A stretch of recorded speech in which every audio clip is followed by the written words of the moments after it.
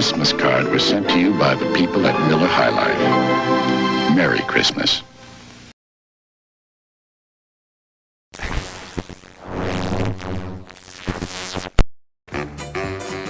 time to play the music. It's time to light the light. It's time to put on makeup. It's time to dress up right. It's time to get things started.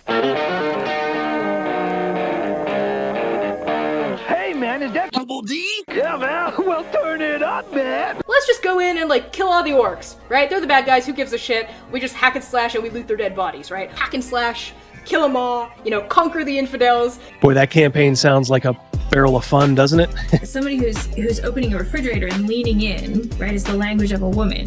Somebody who's opening the refrigerator and being cut off halfway through that lean is the voice of a mermaid or a siren. They're utter shits. They're utter shits. This is not the face of the hobby anymore. And I think there's been mistakes made in years past where people assumed that D&D players were all, white dudes in a basement. Which has been a faulty assumption for a lot of years and gets more and more false every day. And so it's, in my viewpoint, honestly, guys like me can't leave soon enough. I just had to be born with empathy and a weakness for socialism and femboys. You gotta put a little hot sauce on the taco, you know what I mean? We want this dwarf to be the dwarfiest dwarf. Right. We want the elf to be the elfiest elf. And just the dashiest dash of Tabasco. Their voices need to carry across water. I'm a creative. It's a huge drain, right? Because fans can be off. When we got the descriptions, they were very adamant. They were like, try not to make it like a white blonde guy. Like, please. Like, we love him, but there's like 500 million of them. You say white lives matter, they don't. White lives don't matter because white lives aren't a thing. Lube for their rectal adventures. Lutherville, Marina Del Ex, Otisburg. Who's this monster? She's got her own place. Otisburg. It's a little bitty place. Otisburg. Okay, I just wipe it off. That's all. It's a little town. Okay. We'll do it live. Okay. No. We'll do it live. Fuck it. Do it live. I'll write it and we'll do it live. Fucking thing sucks. Yeah. 5, 4, 3. Great, Sam. We dumping chump. It's a landslide, sir. On guard. It's time to mobilize. Let's go. A giant penis. Did you cry? So much. I went into the house and my wife was like, "What's wrong?" And I just crawled onto her and sobbed. Oh my God. Well,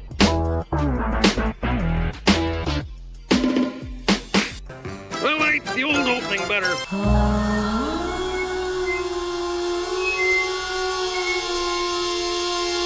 On with the show. Hey. I do like his side eye that he gives at the end there.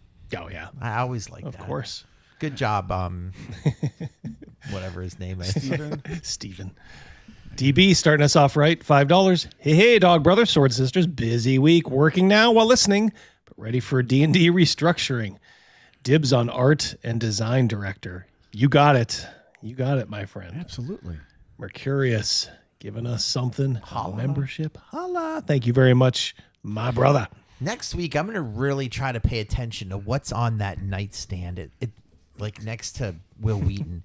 It says like, I don't know if it's like roofing material or like duck in a can or something like that. The thing is, I don't think it's his. I think it's that guy who was asking the question. I think it's his studio. Will Wheaton could have brought it in for show and tell. Hey, I possible. got this duck in a can. With him, you don't know. Rogan and I were talking about the Miller commercial, how it puts us in the Christmas spirit. Yeah. My favorite Christmas commercial probably. And I saw somebody even mention like the Budweiser or like the Clydesdales, and it's one of those like things you would just automatically assume if you had seen that commercial, you'd be like, oh, it's a Budweiser commercial because of the Clydesdales, but no, it's a Miller High Life commercial. They might have probably done that on purpose. And they do the commercial right at the very end. There's no people opening beers in taverns and none of that stuff. It's just really classy, really Christmassy. Makes me always wonder those Modelo commercials. I don't get that those guys work hard.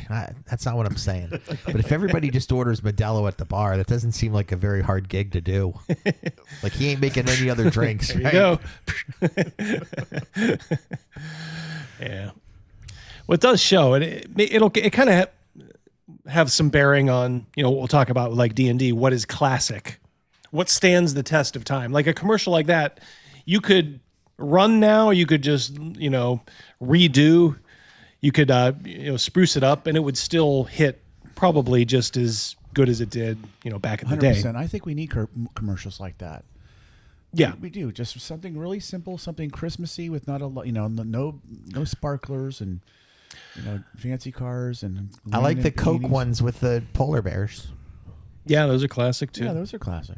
Problem is, if they tried to do them now, like the Miller commercial I ran, it'd be some sister sitting in the sleigh seat. They'd have to show her too, Right. like from a low angle up. Look who's driving the sleigh.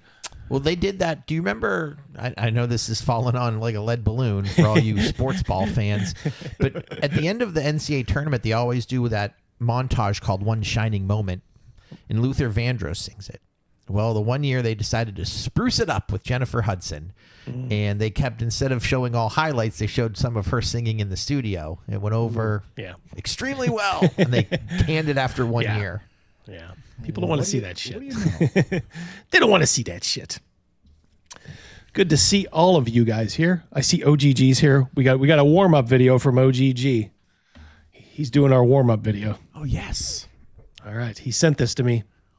So there's a real alpha in this, and it may not be the dog. It might be a man.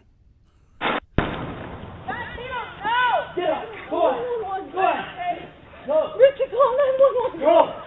Call 911. What happened? He ran out as soon as I was leaving. He ran out. Get in there. What? Go. Get in the house. Get in the house. My wrist. Go. You guys are done. Hey! Get out! Wrestling dogs. It's a brave guy. Yeah. Dude, there's nothing. That's an awful, awful situation to be in. That kind of happened to my son. He was taking his little dog for a walk, Sophie, and Pitbull broke through the screen of their neighbor's house, came barreling out, just put a huge bite in the rear end of poor Sophie. He was probably like, what the hell is going on here? So, I hate to say it, of course, a fucking Pitbull. I mean, the owner was kind of... not kind of. He was very, contrite, very remorseful. But, could think about it. How many times does that not end well? You know what I mean? Right. So, oh well. As you guys can tell, I'm not alone tonight.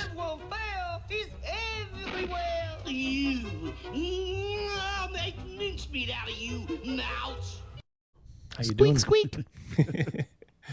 And back from the dead again. I's alive. I'm tired, boss. You got that drop. Let's see here. Wait, I have that drop? Yeah. Look on that last page. You should. Yeah. I'm tired, boss. Damn right. Sometimes you just feel that one in your bones. No Chris Miller tonight, we heard, and no Patrick Demo. Tonight's the night he starts his new job, right? Well, That's right. Listen in on the replay. We miss you, buddy. We do miss you. Chris Miller asked, did I pass this on? If you're interested in joining his Patreon, you can see down there, patreon.com/MadScribeGames LLC. He's going to be interviewing the legendary Ed Greenwood, master of the Forgotten Realms, and you can have a say in what questions he asks if you join his Patreon. So Ed Greenwood. Yep. Who's the guy that sang the America song? Lee Greenwood. That's Lee Greenwood. That's his brother. That's his brother Lee. Is that Proud to Be American? Yep. Great song. He wants to do something for the Super Bowl. Oh, that would be cool. Will they allow them? Cool. On another channel because the NFL's going with some retard bad bunny. Yeah, some Hispanic guy who hates America and doesn't like Americans. All right, Craig Bragg, we got something for him. We got maybe something new. Yeah, I got one. Something right out of the gate. All right, Lunger. Let's do it. All right, Lunger. Say when. Four drops from that one scene I just cut up about an hour ago. Craig, for $10 Canadian. Happy Wednesday, all. I ordered Dragonslayer RPG thanks to Double D hosting those sessions. Yeah. If you guys saw last night, I was glad to give Greg the assist. I think the Canadian government is doing things to his internet, so he's not able to host or hasn't been able for the last couple weeks. But really, yeah, I mean, it's a bad connection and all that, so bad for him to host. So it pays to have friends who are in the game, so to speak. So I easily just stepped in and hosted it here on Rumble. So my monk died, another character died. So check it out. It was pretty fun. We had a good time. It's a real hoot. It's a real hoot. Yes, and don't you know? Be curious if you saw the commercial on the way in. Greg is discounting Dragonslayer, the PDF and the print from now till the end of the year. So if you're looking to give a gift to someone, or if you're looking to give a gift to yourself, go ahead, give it a look. Would they get it in time if they ordered it for Christmas? It's drive-through RPG, so I'm not sure. I got that book within 2 weeks. Yeah, in fact, let me show that off. Oops. Hey, double get you twice. I'll make mincemeat out of you, mouse. Dun, dun, dun, dun. Rogan ordered Husk. It is here. It's a nice little book. It looks, I got to say, it does look pretty good in print. And honestly, guys, I think this would be a pretty cool, like, one-off, like little mini campaign, or like one-off or a convention game. Check it out. The guy who wrote this is a really good dude. Stanley Barnes. He is in South Africa. And he is a white guy in South Africa, so he's having all kinds of fun these days. I'm happy to support him. Yeah. Wait, what the heck's going on here? Uh-oh. Joyce! Oh, hi, Joyce. You don't have to, Joyce. You don't have to do that. Thank you, honey. It's good to see you. We just talked about Patrick. We're just like, where's Patrick? No, where's Patrick? But we had like, first session without Patrick. But you tell that great hubby of yours we miss him live. Yeah, hard work, works hard. That's good. Yeah, hardworking guy. Good dude. Good Absolutely. dude. Alone versus Cathalion. That's $2. Cash. $2. If I was in charge, I'd hire EFAP as my writers. There you go. Thank you very much. Alone versus Cathalion. I love that Patrick left Joyce the charge card. Or does he sneak it when she's not looking, and this is her charge card? Ooh, yeah. He keeps racking up super chats with. I think they're a team. I think they're a team. Of course, absolutely. Yeah. Hey, Joyce, look over there. Sneak. Well, we got one last thing before and thank you guys for your generous super chats. Much appreciated as always.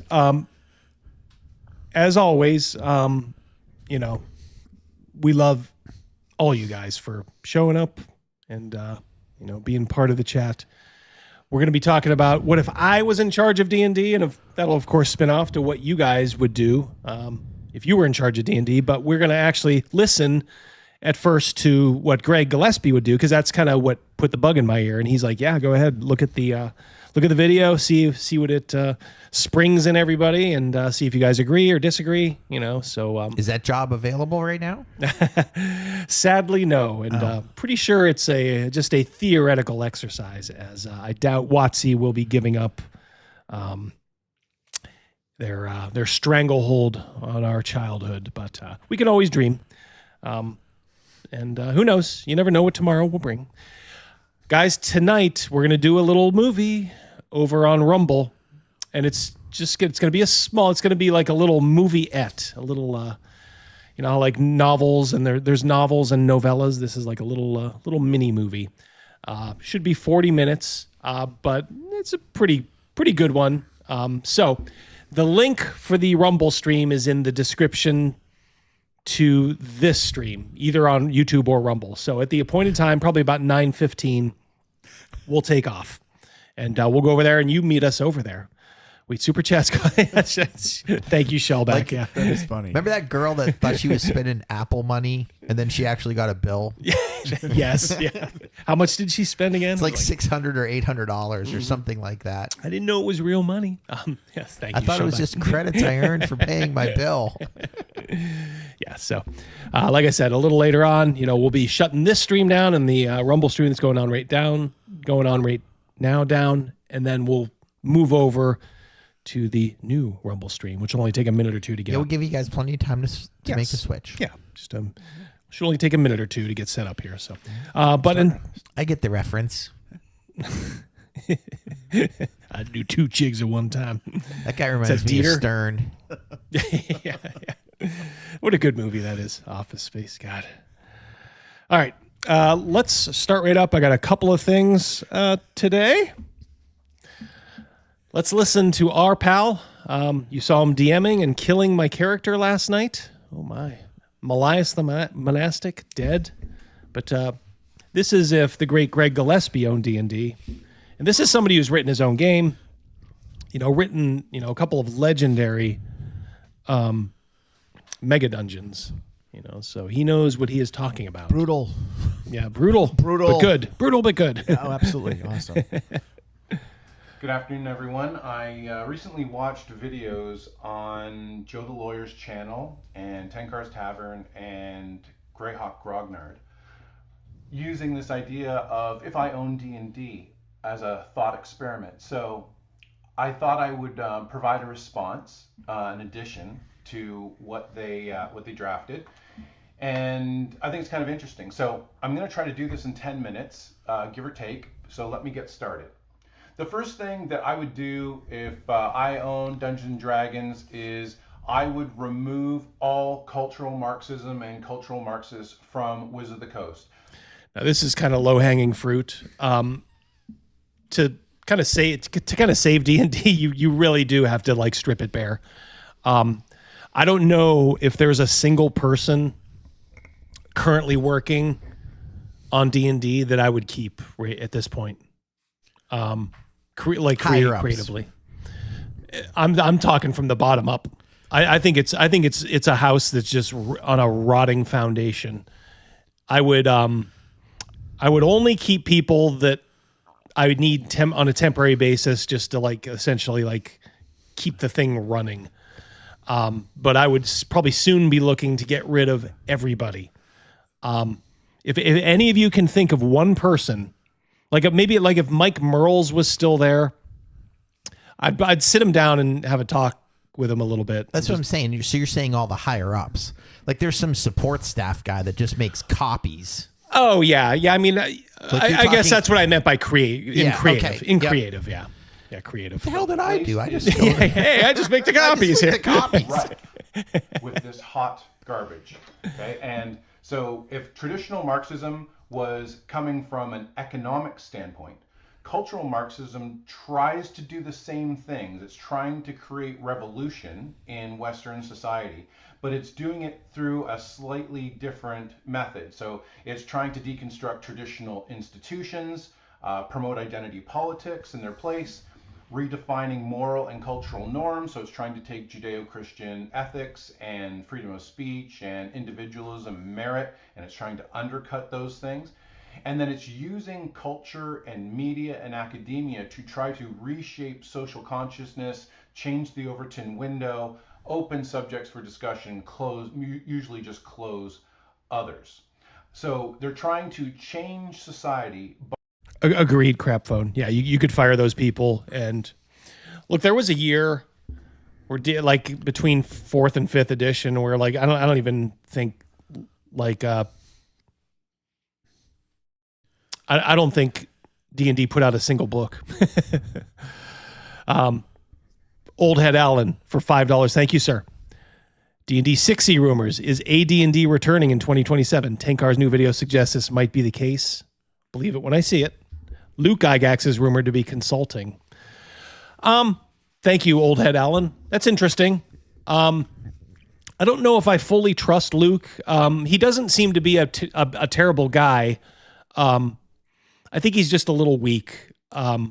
He really doesn't defend his father vociferously enough for me, and he kind of cozies up to the people who do a lot of the slinging of mud. And I even asked him this in person at Gen Con. I'm like, what do you think of all this? And he's just like, they just got to say things. And I was kind of like, of course, I'm not going to confront him there. I was just kind of like, okay. But in the back of my mind, I'm thinking, that's all you're going to say to defend your legendary father? I need to see more. Snake Oshani, he's doing it. 5 memberships. Have nice manners for a thief. My favorite. He stole my heart. A liar. He's not a liar. We got a $2 one there, I think, from Doc. Yeah, good to see you, Doc. He makes communist coffee. Sack him. Thank you, Doc. By changing stories or to disrupt traditional narratives, shared narratives that we have. This has happened. You can see it in Disney. It's happened in Star Wars. It's happened in Dungeons and Dragons. We've all seen the decline. So these are some of the things, the moral relativism, the focus on power narratives, the focus on countercultural values and trying to normalize those things. This is all very purposeful, and it's designed to disrupt our shared stories, right? People need a history. They need shared narratives, and they're trying to disrupt those things. Okay. Yeah. I'll tell you that there's one problem. OGG, yeah, I wouldn't mind if Rob Kuntz was hired to restructure. Yeah, phone it in from he's over in Corsica. He could phone it in from there on his DSL connection, and he could still, like you said, outperform them. I think Rob is working on his bio, and like I said, didn't Chris get permission from that? Yeah, I'm pretty sure Chris is going to print all of Rob's stuff. I don't know if it's official yet, but Chris said they had a deal in principle, because I think that's one of the few guys that Rob trusts, and I wouldn't blame him. Can you imagine being like Rob Kuntz and just being stabbed in the back constantly by these people in the media? These fucking people like Ben Riggs and John Peterson, who treat him like persona non grata. It really pisses me off. I do have a Ben Riggs video too. Ben Riggs interviewed, one of my favorite guys, in the old like TSR / early WotC days, Rich Baker, who did Birthright.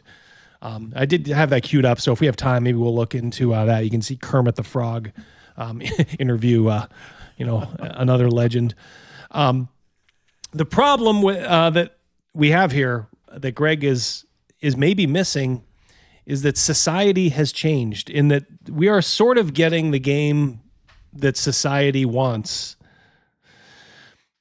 Let me put it to you this way. Gary Gygax died probably in his 70s, in the early 2000s or mid 2000s, right. Like 2009 or something like that, or 8 or 7 or whatever. I can almost guarantee you Gary Gygax in his 70s died with more testosterone than your average like 30-year-old guy today. And it's not that the 30-year-old guy has done anything, to deserve or warrant that. That's just the way it is. Men just don't have that sort of testosterone going through them. Hence, this is 5e, and all of these fruity little anthropomorphic characters. That's what sells. That's what some of these people like. And unfortunately, I think we're just going to have to come to grips with the fact that there is a certain percentage of the role-playing audience, and it is a large one, it is a majority, that likes that. I don't know how you could look at yourself in the mirror if you were a DM running a game where there's a fucking cat person, there's 3 tieflings, a purple elf, a fox guy. Is this fucking anime or is this D&D? Is this like based on the cantina scene in Star Wars? Yeah. But furrier. Excuse me, says Ryan. Or as Jar Jar Binks would say, squeeze me. Good to see you here, Ryan.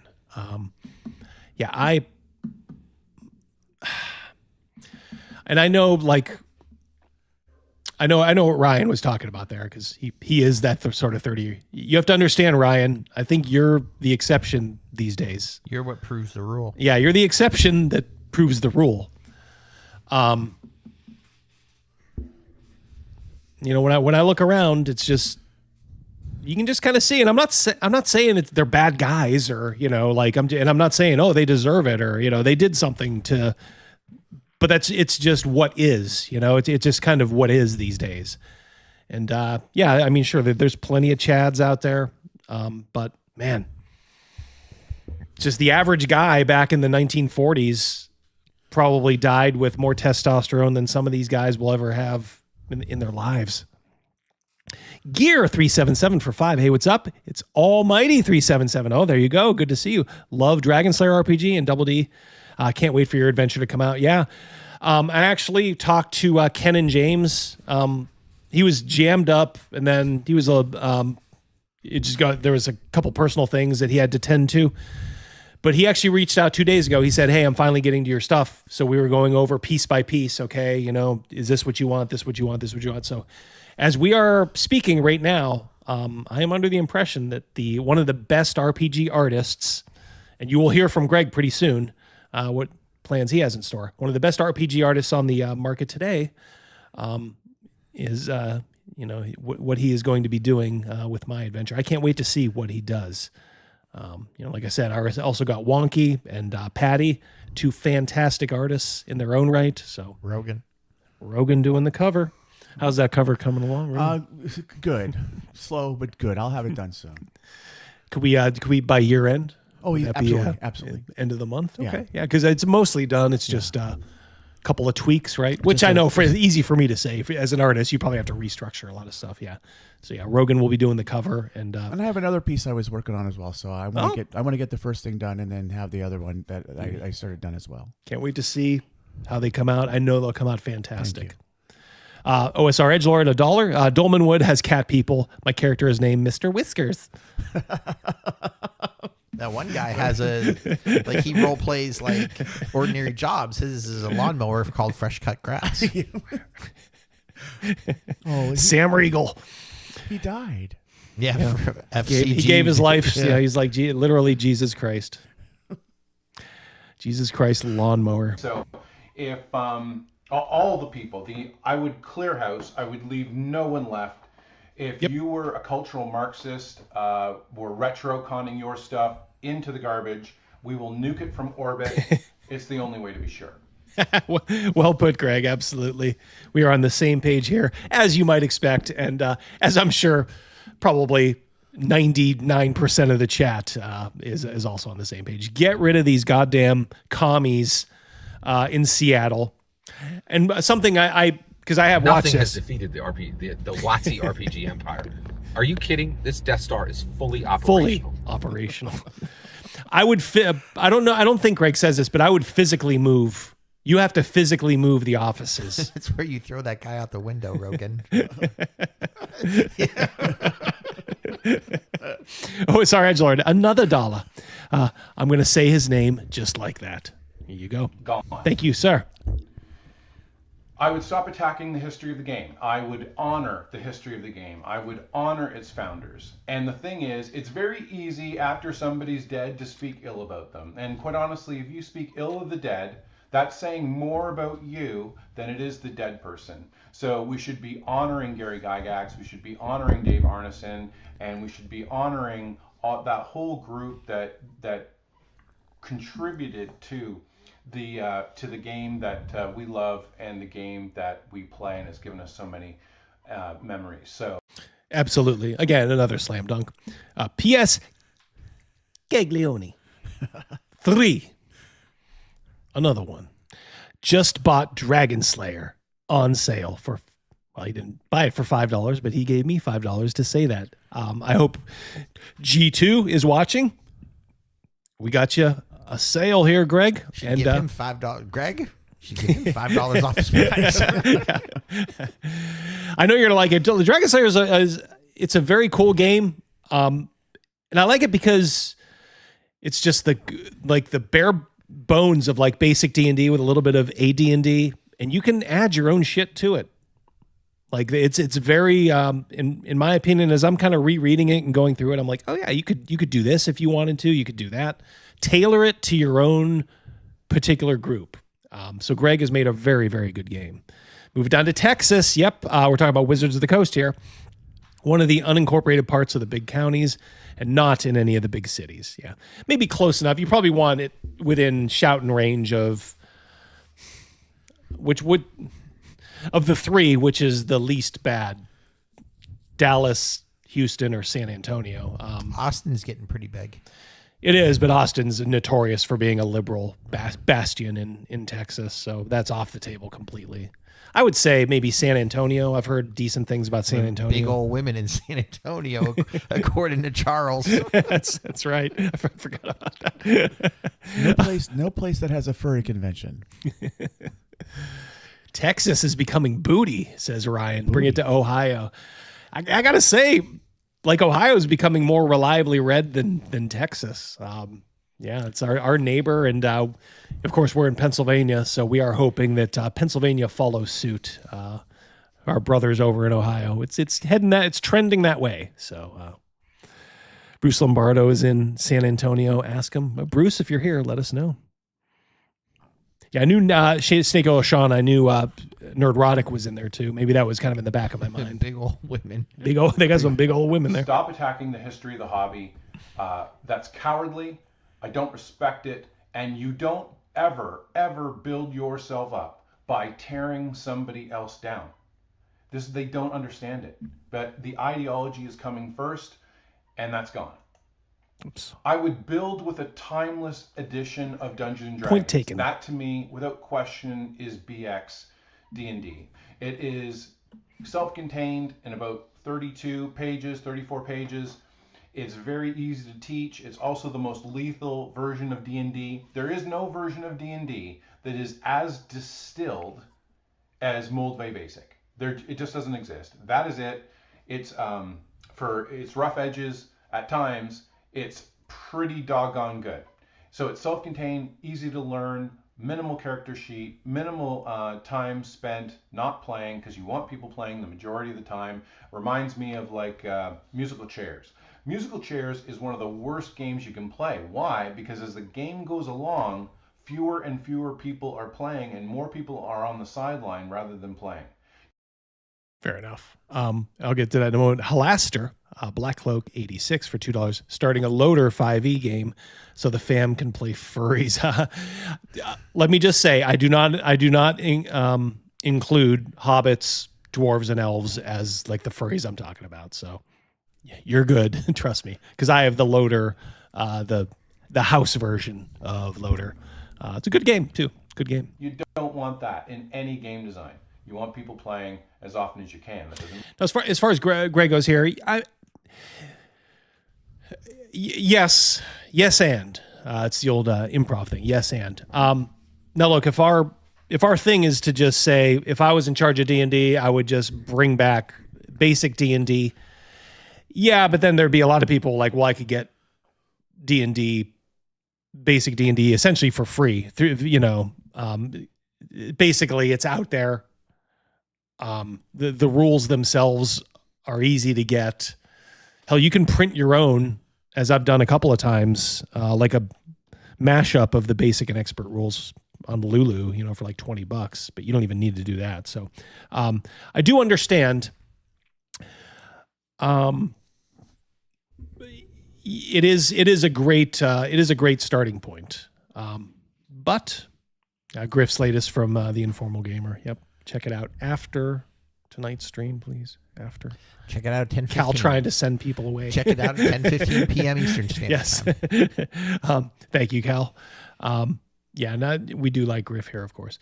So yeah, I mean, this is a good game, a good set of bones to build the game on, as Greg proved with like Dragonslayer. Absolutely.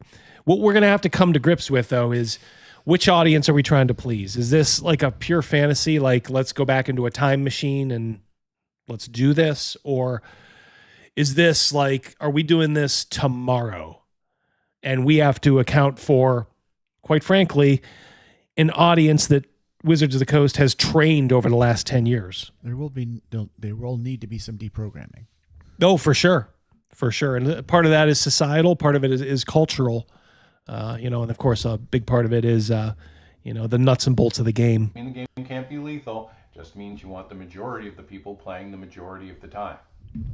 I would ensure that there's a default campaign setting, and I would situate all future adventures, I'll get back to that in a minute, in that setting. So I would list place names and, geographical features and things like that. Sadly, I think the Forgotten Realms has been destroyed. As much as I love Ed Greenwood, and I think he's absolutely terrific, Wizards of the Coast destroyed his setting. I agree.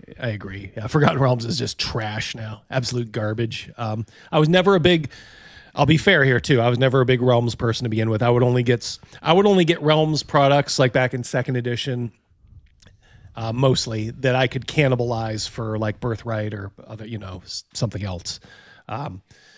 But, from a tertiary perspective, you can kind of see the difference between what it used to be and what it's become.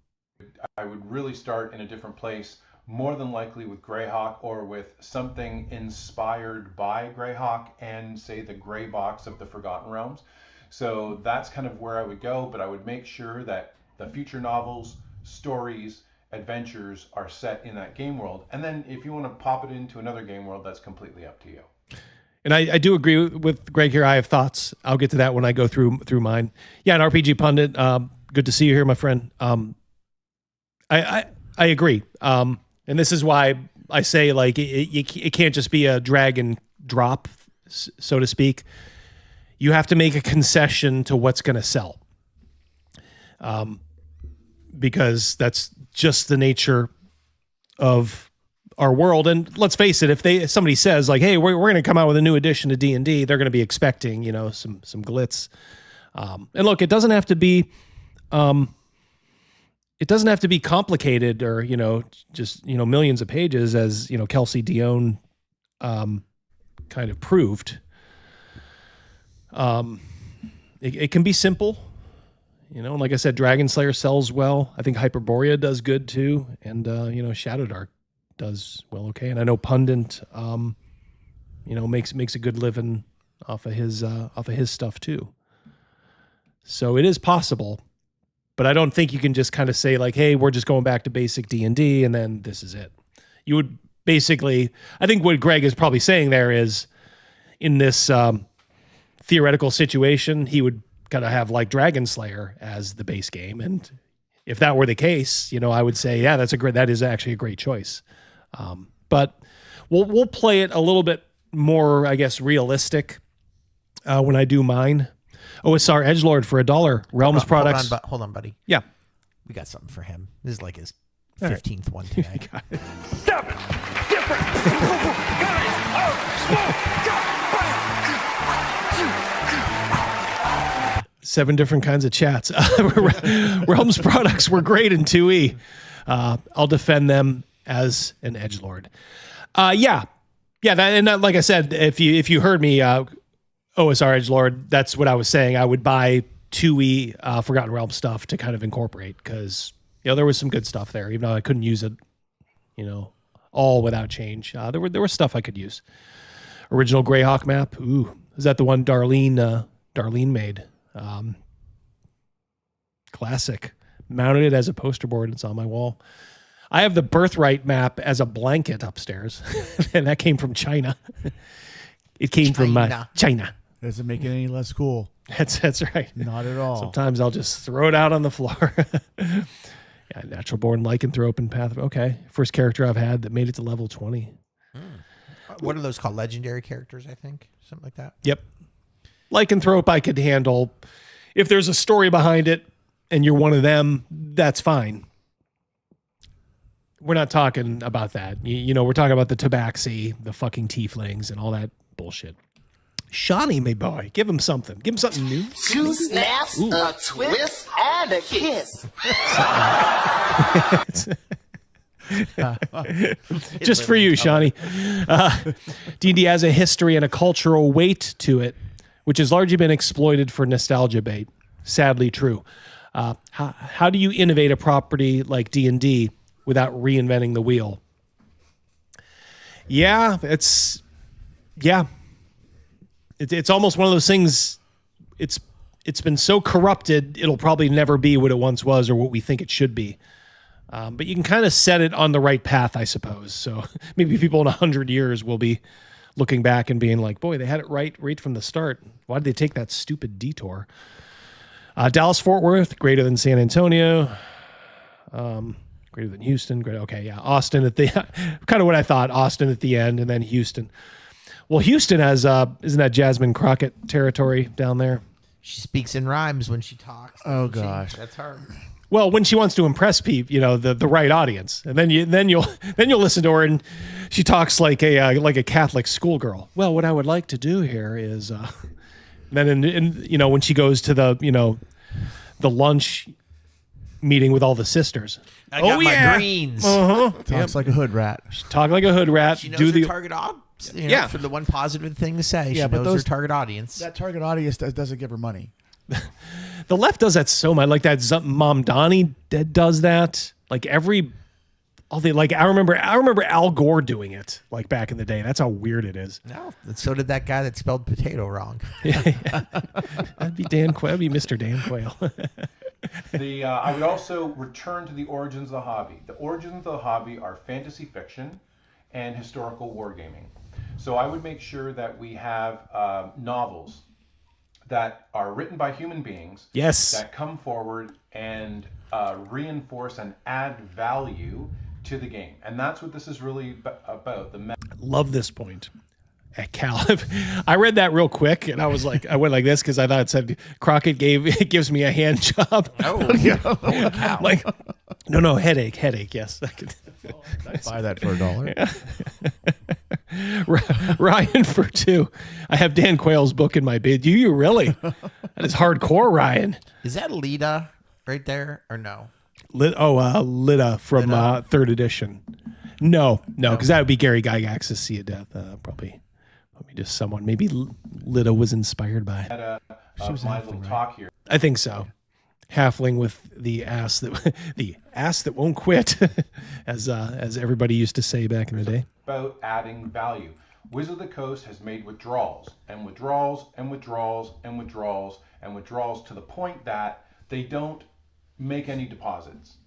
They're in potato. the red. They're far in the start from the beginning. What Greg is saying here is D&D has become, and he said this before, D&D has become self-referential. And he keeps saying like they keep pulling stuff away from D&D. They keep pulling, taking, and they don't give anything back. So it's all just self-referential. That's why whenever they come out with a new edition, they don't know what the fuck to do. It's like, oh, well, what can we release? Oh, well, let's just release Strahd again. Tomb of Horrors, we got to figure out a new way to release that. Oh, Temple of Elemental Evil. Let's figure out how we can dress that up again. It's become so self-referential. It's a copy of a copy of a copy at this point, and you can tell by now. They are not making contributions, additions, adding value. They're constantly subtracting value. That's going to end, and we're going to do that by having novels written by actual human beings that we look forward to. Remember that time when we actually looked forward to a new novel coming out by TSR? Those days, Yep. Those heady days were, and we need to get people reading. Like people just don't read anymore. Good points all around. I would also ensure that there was a robust historical wargaming set of rules so that if you're RPGing, you're doing your dungeon crawling with the microscope, and we'll use that analogy.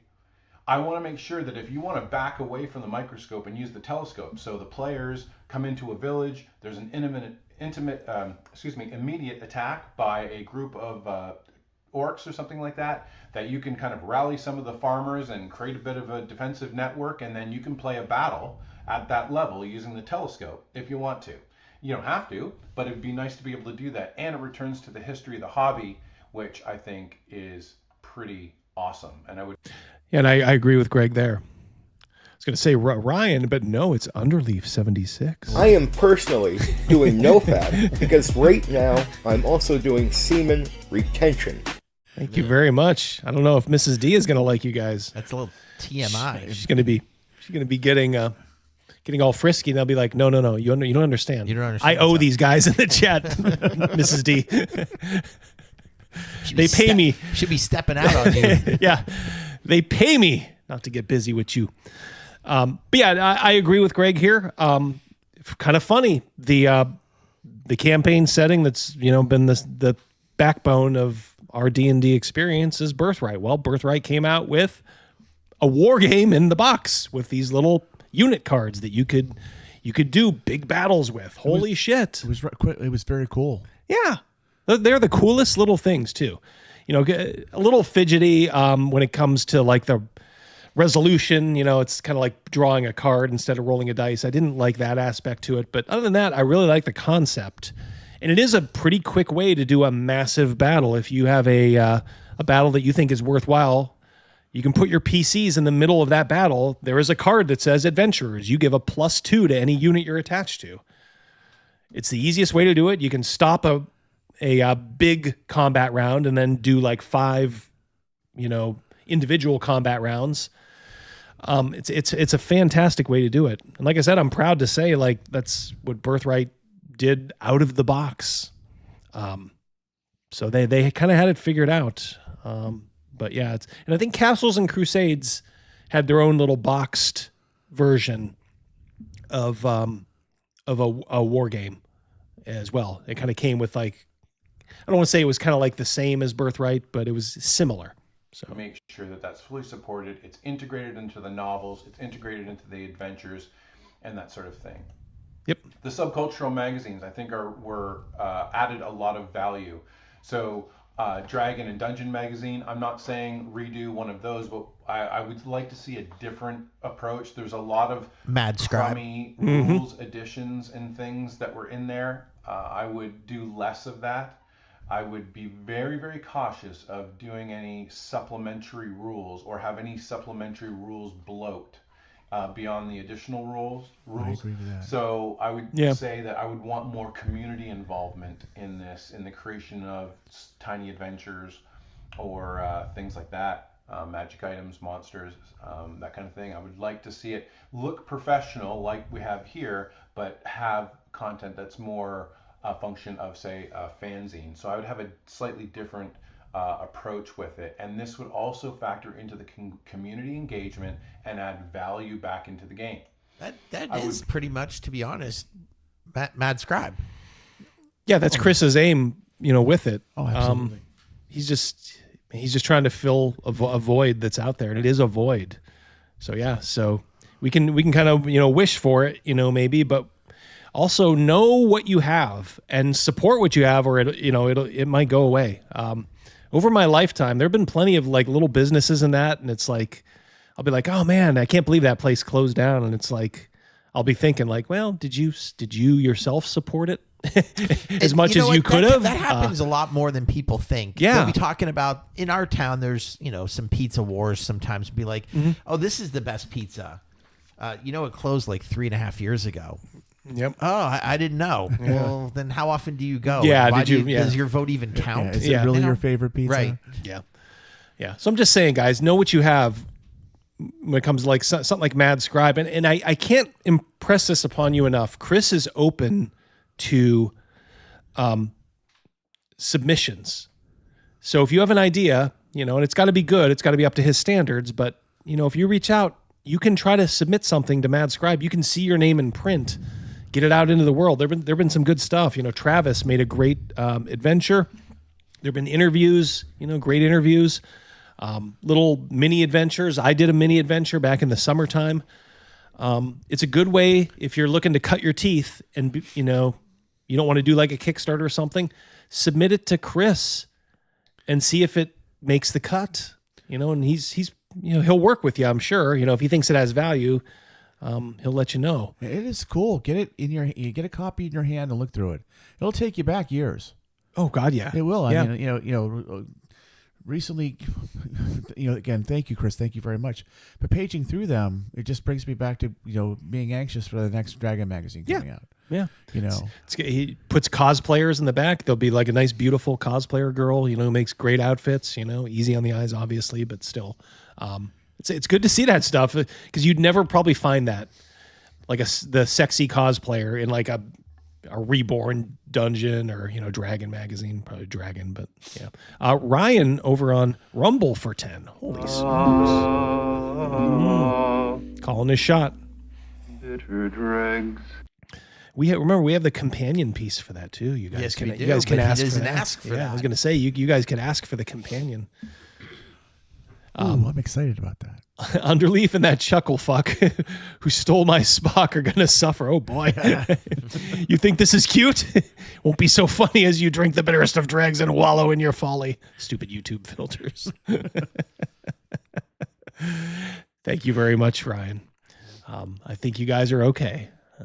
You're just trying to one-up each other. Robust to impress third-party me. license. D&D is a fandom-based culture. And anything you read in academic literature on fandom makes it clear, as fans, we don't want to just engage. We want to deeply engage with the things that really turn us on. We reread things. We rewatch things. We create stories, novellas, books, adventures based on those things. That adds value to the game. Because you have to think of all the entertainment options that people have. If they're choosing to do something with your property, then that's as big a compliment as you could ever get. And so, I would have guardrails on there. I mean, I'm a firm believer in family-friendly content. So, that doesn't mean I don't like the shock jock folk. I think there's room for everybody. Could he be talking about me? The D&D shock jock. Ryan for 10. He wants the new. Love's in the breathless excitement of night, then leaves with your treasure in cold morning light. Uhura's kind of holding back a chuckle. Well, because he's talking about leaving with Uhura's Yeah. virginity in the cold morning light. Yeah, hit me with it, mouse. There you got hit with it, Ryan. Thank you very much, sir. Much appreciated. And of course, needless to say, I do agree with Greg here. You can say what you want about 3rd edition. One of the great things to come out of 3rd edition and Wizards of the Coast ownership was the OGL. Even though they've tried to piss on their own shoes with it. Double D shout out right here for 23 months. 23 months. That's super impressive. Lance Criminal. Say something, Lance. So if you see We something got from you. Lance, make sure we spotlight it. Yeah. Thank you, Ryan. Much appreciated. Seriously, brother. But Thank you. If you're going to be a family brand, you do have to have family values. Speaking of family Not a lot to values, say. I would. There we go. All right. Well, he walks up to the mic, clears his throat. Sup. Can you dig it? Can you dig it? Thing That ought to be a drop right there. Pretty much, since Wizards decided to go woke, and I would nuke it from orbit. Yep. It would no longer exist. Talking, of course, about the look of D&D and all this shit art that they have. This is not D&D art. Nope. This is an example of cultural Marxist aesthetic ideology. That's what this is. It's nothing else. This has Even if it isn't, this just looks so AI. Hey, AI, write me, show me orcs as Mexicans in the desert on the move. Like, I guarantee, if you set that prompt to your favorite AI, it would produce something not dissimilar than this. nothing to do with Dungeons and Dragons. This is an extension of shameless identity politics, and it doesn't even work. And it's actually hypocritical. It counters its own ideology by depicting orcs as Mexican. Yeah. Oh, sorry, I for $1. I'm looking at Uhura on that dress. I can honestly say, I have a dream. Humana. She does the fan dance in Star Trek V. You know, of course, she's like 55 years old, but hey, what you gonna do? So this kind of thing needs to go. I would create the Bible. That Bible would be based very much on TSR versions of D&D. All these monsters that look like they just walked out of Gold's Gym, gone. I have no interest. That breaks the frame. All these ginormous weapons, gone. They defy the laws of physics. It's just beyond bizarre. They gotta go. Disagree slightly with Greg. I don't mind the occasional big weapon to kind of emphasize, like, whoa, this guy's, you know, a badass. Minor point. But. So all that stuff gone, and I would agree. Remake the look of the game, and the people that I would hire would do that, and I'll get to that later on. Adventures. One of the hugest mistakes Wizards of the Coast has made is not having a continual drop of really cool adventures. So, like, think, what would AD&D be without the Lost Caverns of Sokan? What would it be without the Village of Hamlet and the Temple of Elemental Evil?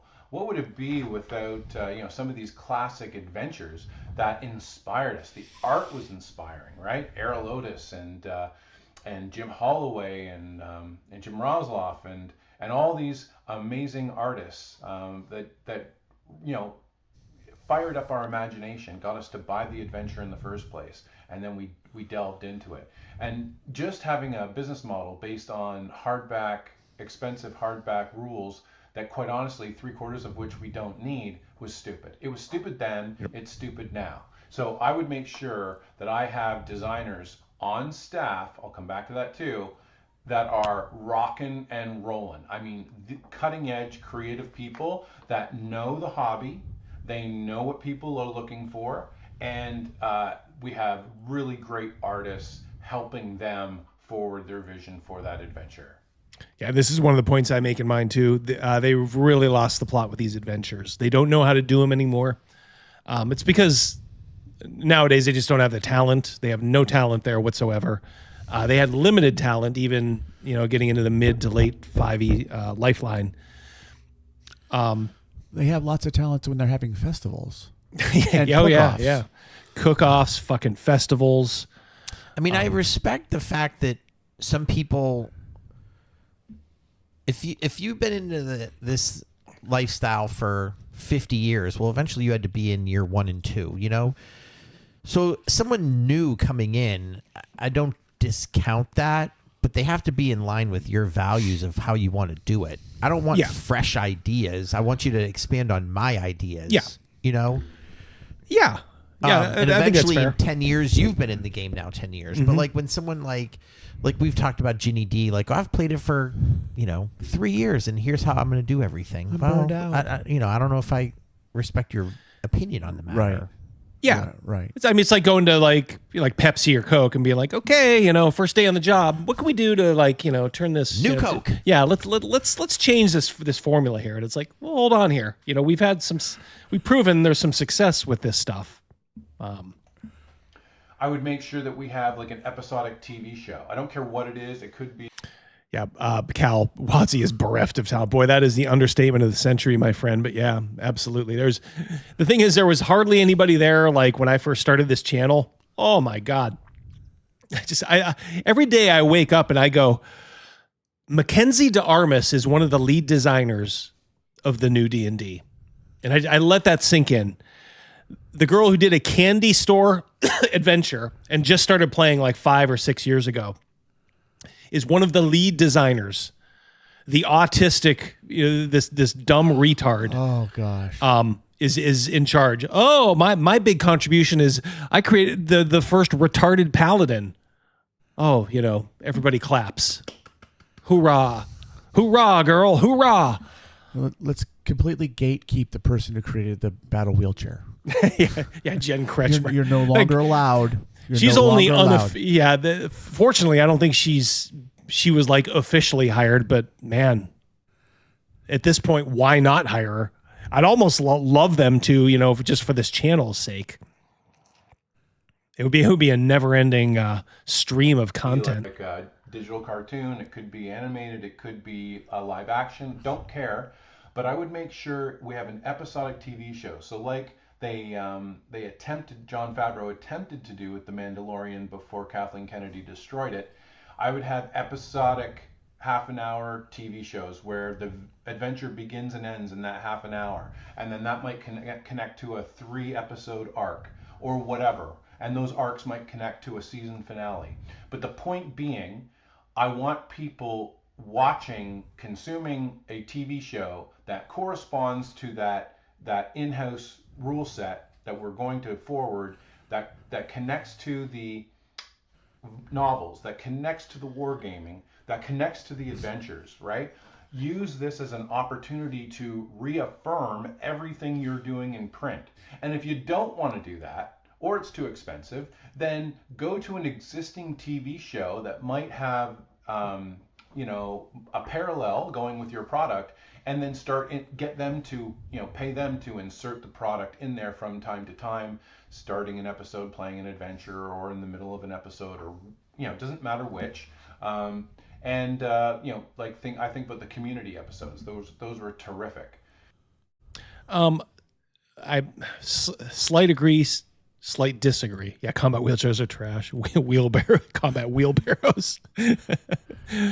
Is that a thing, Pundit? Pundit Files, is that over on Red Room? The combat wheelbarrow maze. I may have to check that out, my friend. Yeah, you can get Pundit stuff. You can get via Chris Miller, Mad Scribe Games, or Red Room. I always now keep a live link for Red Room too, because I love those guys as well. I love Miguel. I love Sylvia. Support, like I said, support these guys before it's too late. Before you're like, gee, I wonder why they don't make stuff anymore. And it's like, well, good people. They are. As far as Greg's point here, the only problem I have with official D&D stuff, even the well-meaning and good stuff, is it always seems like it clumsily includes D&D properties in it. Oh, you smell like an owlbear. Right. It's just like, oh God, okay. I think what I would like to see, and this can't come from any directive, is we need sort of a renaissance of those early 80s sword and sorcery movies.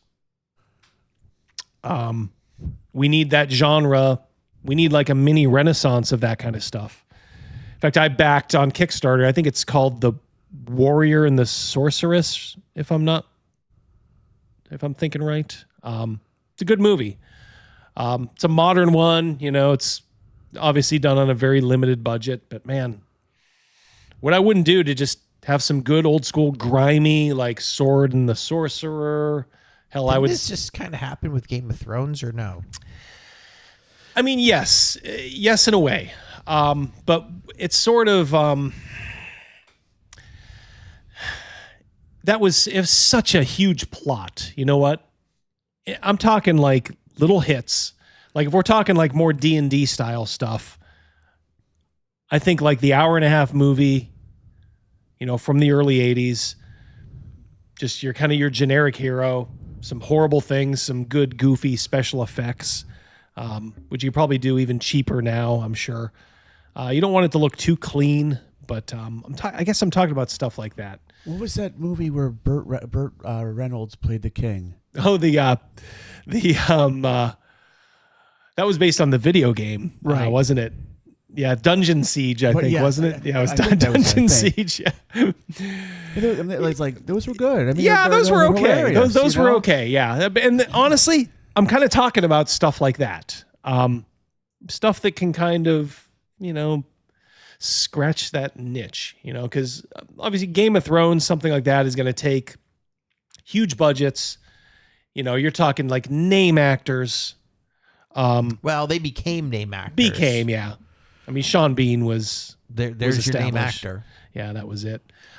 Peter Dinklage. I mean, I get it. He was in a couple other stuff, but this made him. Yeah. And then the Greg, Orlena Torrell. She was famous years and years and years ago. Yeah, Diana Rigg. Yeah. Diana Rigg. Yeah. Yeah. Oh, sorry, $1. They remade Deathstalker. I think I can rent it on Amazon. That is cool. I will definitely check that out. I will definitely check that out. Yeah, I guess I'm good. Maybe, and who knows, maybe that's already in the works. Because like I said, there's this Warrior and the Sorceress that was on Kickstarter that I backed that got that DVD. I actually did hear about that Deathstalker now that I think of it. I just didn't know when and where it was going to drop. Maybe there's other things. I think we just kind of need things like that to kind of get in the cultural zeitgeist. But here's the thing. It's got to be the right kind of entertainment. It can't be one where, you got this waifu woman throwing around guys, like ragdolls every 10 seconds. Like the Lord of the Rings series on Amazon. No bueno. Even though it counts as fantasy, it's not what we would want here. So there's yours truly there, by the way. So that's the kind of thing that I would do. And again, I'm trying to add value. I'm trying to broaden the reach while adding value and keeping things relatively in people's awareness and in their faces. And again, the quality of the writing has to be high. We don't want the lame stuff that we're getting in the D&D movies. I would. Dorkness Rising. That's the one with the gamers, right, Antonio? Thank you for your $2. I'm going to have you put a pin in that. Okay? And I'm just not going to elaborate on that. Put a pin in that. Crawford of the Crimson Craw, a.k.a. Redfield, just watched Hawk the Slayer again. Still fun? Yes. Here'd be my thing. It kind of has to have a charismatic lead hero. And if it's going to be a guy, for the most part, it should be a very buff dude. Very masculine. Not a bard. Yeah. And if it's going to be a chick, and I'm not saying it can't be a chick. Sorry, as my thing went down. I'm not sure why that went up. 2-hour limit was not reached. If it's going to be a chick, it better be someone like Red Sonja. There better be a little sizzle with that steak, if you know what I mean. That's just the way it is. Sorry. In one of the biggest, another huge mistake that Wizards of the Coast has made via Hasbro is that they cut everybody, it seems, every Christmas or every other Christmas. And Rings of Power, Wayne. You know what I was talking about, Wayne. Rings of Power. That is not a way to get buy-in from employees. So, for example, at a university, you want to keep as many of the professors as full-time tenure track or tenured as possible. Yeah, exactly, Patty. We're actually me, Mrs. D, and daughter D are rewatching Xena, which I loved Hercules, but I always during the time I always kind of thought Xena was a little better. It seemed like they killed people a little bit more regularly on Xena, like it was a little bit more violent. And I have no problem with, like I said, a female lead, even though it's ridiculous action and she twirls and yells and does her little Xena scream. It's good, goofy fun, and I would settle for something like that just as much as like a movie renaissance, these days. So, and that was in the mid 90s, so that was well after the, 80s fantasy movie boom. Yeah. And thank you. Good to see you, Patty. Why? Because they are vested in the strength of the education, and they're vested in the institution, and they're doing their best because the university is giving them security. It's the same thing here. I would want to find the best designers, and yes, I would poach from I would survey all the people publishing for various editions, and I would find the coolest, most creative people that... A little pushback on what Greg is saying about the tenured professors and all that. That analogy, to me, I don't know if I like it. Mm-hmm. Because you're too comfortable, become complacent. And you guys, saw that with your Game of Thrones ending. These guys became too complacent with how great they were, and then their storyline went to shit, and your TV show about dragons didn't end the way that anybody wanted it to. Yeah, I'm going to push back a little bit on Greg on that. You become very complacent, which means your work's going to get sloppy. Yeah, I'm a big believer in the 1-year contracts, if you know what I mean. Like in a sports analogy, prove it. Oh, you proved it this past year. Guess what? We're going to offer you another 1-year contract. It's going to be a lot bigger because you did well. Well, okay, that keeps you hungry. And that's a great point. Because those guys at the end of Game of Thrones, they already checked out oh, we're going to do Star Wars movies. By the way, how are those Star Wars movies from those two ding dongs? How are those going? But I think they were officially canceled. But yeah, they lost interest in their own product, and by that time George R.R. Martin was gone from the process too. Total shit show. Yeah, that's what happens when you don't have one driving force seeing something through. Yeah. So sorry, Greg. I do disagree with that point. Yeah, it's a fair point. I think you'd understand that. Don't watch the Red Sonja. Oh, that's too bad. Underleaf. Thank you for 2. Kind of had some hopes for it. We had seen she's a little sexy, and oh well. DB for 2. The creatives aren't all you need. Yeah, they're the most important part, clearly. But just like in the the movie and that sort of business, I think you need someone with vision to kind of see things in the RPG sense through as well. Somebody that you can always go to, kind of like a Vince McMahon, if you will, of your company, like a D&D. Will Vince like this? Will Double D? Will Greg like this? They should always be asking that. Does this fit into our mold, our culture? I would then find the artists. And by the way, if I was in charge, to Crazy Mouse's point, I would want to know that I could fire that person at any time. And I'd be like, oh, this person's producing great independent content. Better live up to that or else, because there's a lot more competition out there than there was back in the day. Because people can just, if you have an open license, people can just do their own thing. Again, we could use AI art, but why would we? We're human beings. So, Ken and James, you're hired. I would go to... Ken and James, I hired Ken and James. Great artist, probably one of the best RPG artists, working these days. Great. Like I said, we got Patty and Wonky. There's a lot of good talent out there, and they could all get positions in a new up and running D&D. Crawford at a Crimson took in Beastmaster last week. Oh yeah, is that your first time, Crawford? How special that must have been. I remember seeing it at the movie theater. Oh, you saw that one in the theater? Did. I saw the Blade Master at the theater. That was one of the only few movies back in the day I actually walked out early from. It was not very good. That was the old Mystery Science Theater episode Cave Dwellers, if you know what I'm talking about. But I actually saw that in the theater. Yeah, where there's a whip, there's a way. There's a whip, there's a way. Johnny on the spot with the drop. Good job, Crazy Mouse. Thank you. I would go to Den Beauvais, and I would throw money at that man to start doing awesome covers. And I would, go to Jeff Easley, and I would treat him like a king. And I would do the same with Larry Elmore. And yeah, these guys, even if they're willing to work with you, if they're ideologically opposed, but they're like, yeah, I'll do work for you. That's fine. Because I know Jeff Easley's pretty liberal, but I know he's done stuff for Greg. I'm not sure, where that relationship stands or whatever, but I know at least in the past, Jeff has done stuff for Greg's Greg. product better deliver because his budget's really big. Yeah, that's true. You know what though? If you have that magic name, it's like in The Founder. You don't even know what you have, do you? It's that name, McDonald's. Sounds like America. Well, if you have that name in role-playing, Dungeons and Dragons, it just conjures up so much goodwill that is currently being flushed down the toilet, but still there's a lot remaining.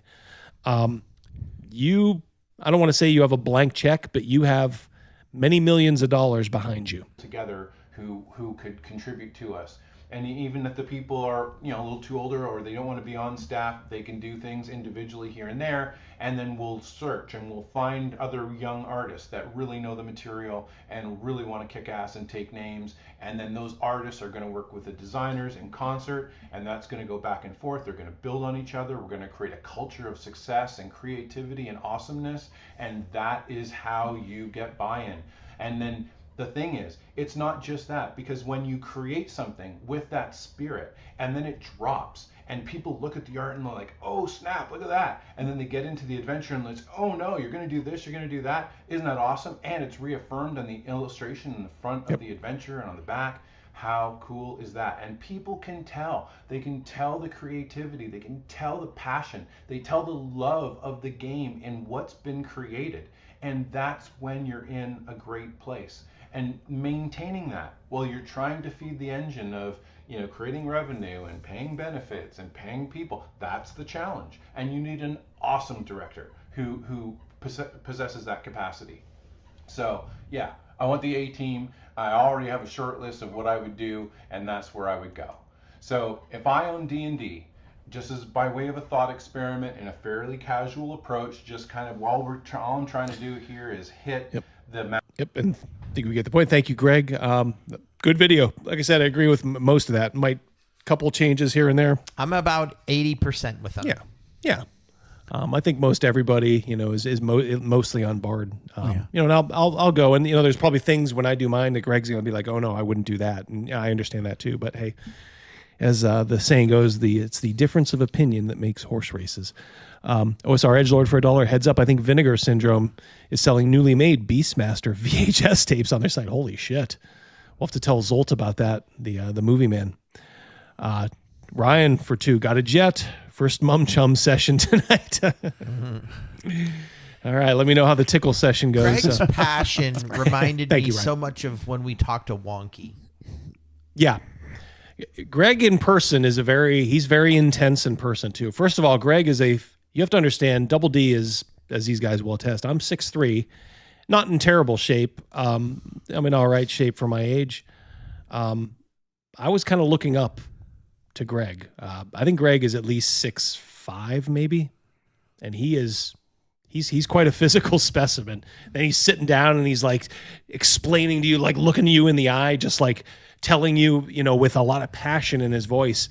He was a really, really cool guy to meet. Cool guy to, you know, have him DM me in person and now online. I really like Greg. Like I said, good dude. So if you ever have the chance to go meet Greg at a convention, and he has time, he's not working, he will talk to you. He will give you time. He is very generous with his time. And I like approachable people like that. Yeah, he's one of the most approachable guys. If you want to talk about D&D, he will talk your ear off, and but he will also listen too, and he'll tell you why he thinks you're right or maybe why he thinks you're wrong. Because he did both. You know, when I was talking to him, he wasn't like, oh, you know, Double D, I gotta, you know, play nice with him. No, he was like, oh no, you're wrong on this, and it's like, okay, nothing wrong with that. All right, so we'll go right into what I think. Okay, Double D's version of D&D. What is it? All right, so in the base game here, and I'll expound on that in a minute. Humans and traditional demi races. That's humans, elves, hobbits, and dwarves, and that is fucking it. I'm sorry, no more furries. You guys that are out there saying like, yeah, but you know what, Double D, I played a Tabaxi, and it was kind of fun. You might as well be saying, hey, you know what, Double D, I found myself sucking another guy's wang, and it was a little, you know, I was a little, you know, son, you are gay. So sorry, but that just ain't gonna fly. Okay, no more furries, no more tieflings, because it sets us down that road of goofiness that we are trying to avoid. No way. Half orc was one of the things in the old. Yeah. Was it Greyhawk? It was in the original. I was in the original book. Half orc, I could be. Yeah, you know what? I could throw in half orc there too. Yeah, I'd allow half orc, but it's the traditional half orc. Because I'm picturing that in the book. Mm-hmm. No, you're right. You're 100% right. Half orc who's like the love child. Basically, it's a borderland RAPE, which means a male orc, went into a village and, took his spoils. And that you are the product of that union. Play it as so. If you want to do that, then play GURPS. Yep. The fruity stuff. Yeah. You're gonna... Absolutely. You can have your little or furry blue rose. You can do the whole romance thing. Play a hot fox lady, absolutely, in Blue Rose. Craig for 5. Speaking of conventions, Double D, are you committed to going to CNYCon next year? Not only am I committed, I have bought my badge and done my hotel room. There you go, Craig. Craig, he's going to book the time off. Get on the phone with HR right now. You will see Greg there. I thought. Where's this at? Utica. 4 hours. Oh. Great convention. Not only that, I think Jeff Talanian, I know he would have come to that maybe last year, but I think it was his daughter's graduation. That's one in the middle of June, correct? Yeah, thereabouts. It's a nice little convention. I think it's only going to get bigger too. It's well run. Like I said, it's pretty much just good gaming. There's no politics either way. It just seemed like good gaming. There was some good. I met a couple of good fans of the channel, Dory and Corey. They were great. Ran a great game. And look, one of the girls in the group was a pink-haired girl, and I'm like, oh boy, I hope she doesn't. But she was fantastic. Her character was great. So it was just good gaming. So I would highly recommend CNYCon. You can find it online. Good. Yeah, I'll be looking forward to meeting you, sir. For sure. Like I said, I think Greg will be there as well. What else do we need? I think, and this is just a correction from 5e, I think monsters need to be somehow a little bit more dangerous and deadly. And by the way, I mean monsters there. And I'm saying, like, if you're tangling as a human, or, you're just one of the races as a player, and you're going up against other players, or I'm sorry, other players, well, I guess it could be other players, but other humans in the game, other human NPCs. I have no problem with you having an advantage there and, maybe, obviously winning most of the time. But some of these monsters just have been kind of getting a little bit of like the short shrift over time. Little pieces of them have been kind of taken away. And a lot of that has to do with just the incredible power that 5e has given its players.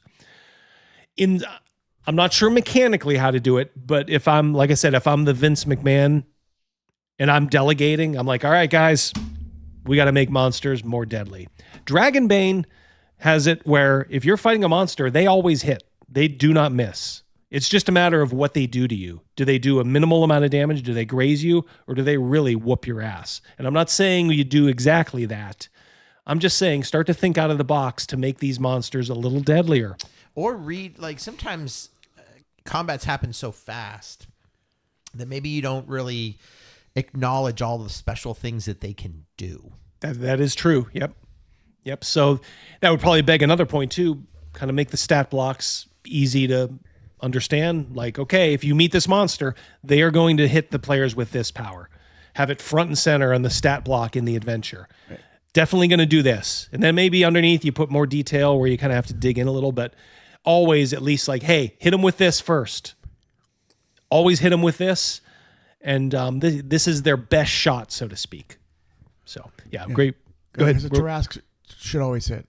A dragon should always hit. Yeah. I mean, a big monster coming in is that it should always hit. That's a great point, especially about dragon. Like there should be, because it's in the name of the game, that maybe there should be a Dragonbane rule for like dragons. Like, guess what? If you're gonna fight a dragon, you better think twice because they always hit. They like don't fucking miss. Now you can minimize the damage. You got your shield as the classic pose of the fire going around you. Maybe you minimize that damage to 1 or something like that. That's fine. But man, it would be interesting. You don't go nose to nose. Strategy would be it for the monsters. A little while back, I did a video on how dragon hunting should be its own special skill. Loved it. And that's one of the things I'm kind of proud of, because it's like it shouldn't just be like, hey guys, you guys want to go kill a dragon? It should be, no, we have to build these machines. We have to have a strategy. We have to lure it in. We have to get it out of the sky somehow, which means like these machines shoot like a big, spears or net into its wings so it can't fly. Get it on the ground, and then, start to, maybe 100 guys go in and just start to stab it, death by a million cuts, something like that. Travis for $4.99. It's incontrovertible. This would be better than D&D now. Yeah. I mean, what Greg was saying definitely would. I hope what I'm saying would be. I'll get into a little bit more specifics than Greg, and thank you, Travis. But you're all for the Dragonbane monster attacks. 6 Mike months. Davison, 6 months. Yep. All right. Good to see it. And thank you very much for supporting the channel, all you guys. Okay. So you're going to see, because kind of what Pundit said earlier, you're trying to sell to the modern audience a little bit. Is that in the back of your mind? In other words, is this just an exercise where we go, things were kind of better in the past, and I'm not denying that, and we just say, hey, let's just go back to original D&D, and that's fine if because this is all just a mental exercise anyway. I'm taking the approach, I'm going to capture all of the old school audience, and I'm going to try to capture a portion of the new audience and say, wait, guys, you don't have to go. You don't have to go play the new 5e clone that's, going to spring up because we took over. But one of the things I would say that would make it more old school, no more skills. I've found over time, skills sort of make players lazy. Oh, you know what? I'm just going to roll this skill to try to find a trap. I'm going to try to roll this to see if this might not this even guy's roll lying. good, but because of your bonuses, Yeah, been exactly. Like, I had 17 to this. Yeah, and it's not just players. I mean, it's a DMs too. DMs get lazy with it. Instead, like when you're on, there you go. Yep, you get the Kirk nod. I think when you do attributes, it begs the question. Hey, first of all, the player's asking, would I be able to do this? So it's not like, oh, gee, it's the cleric trying to intrude on the thief who's trying to do the trap. The thief that's his business. He's learned from like the time he was like 8 years old.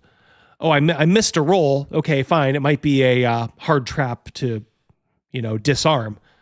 But the way it stands now, it's like the fucking cleric can just be like, well, let me try. Oh, I rolled a 20. So they go, what? The cleric just pushes the thief aside. Let me show you how it's done, Sonny. This is how we, this is how we disarm traps in the church. That's how we get the church wine out. Yeah. If you know anything about me, I'm a huge proponent of not stepping on other players' toes. It can get frustrating as a player. Oh, for sure. Yeah, and I've recognized that, and I'm all for it. It's like, nah, you're gonna have to find another way around. Yes. You're gonna have to find another way around. And it's not the fighter in plate mail to come over and do this. Yeah. No. Yep, for sure. Yep, 100%. Gelatinous dude. Looking forward. Yeah, this is one of the folks I was talking about that I met there. Great couple that we met there. $10. They are owed something. I love knowledge. Hey, Double D! Love that drop. Looking forward to CNY again. Are you going to run Hyperborea? I may. It depends. Maybe I'll run both. Maybe I'll run 2 sessions. I'll run Dragonslayer in one and Hyperborea in another. I love both those guys. Jeff was kind enough to send me this Hyperborea hat. I tell you what, this is a beautiful hat too. It fits well. It looks good. Well, hobo is part of our profession. Murder hobo. That's right, Cal. Thank you for the 2, my friend. Jeffrem for 10. Good to see you, brother. Holding it down over on Rumble. Oh, I got something for him. Mm-hmm. I got something new for him. Ooh. I was just fooling about. I wasn't. one of the 5 new Tombstone drops I did. Like I said, for our movie night, I think we can just do the whole Tombstone movie via drops. Yeah.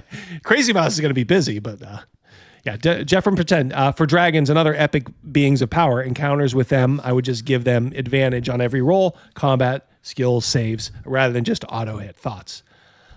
Let me get to my next point.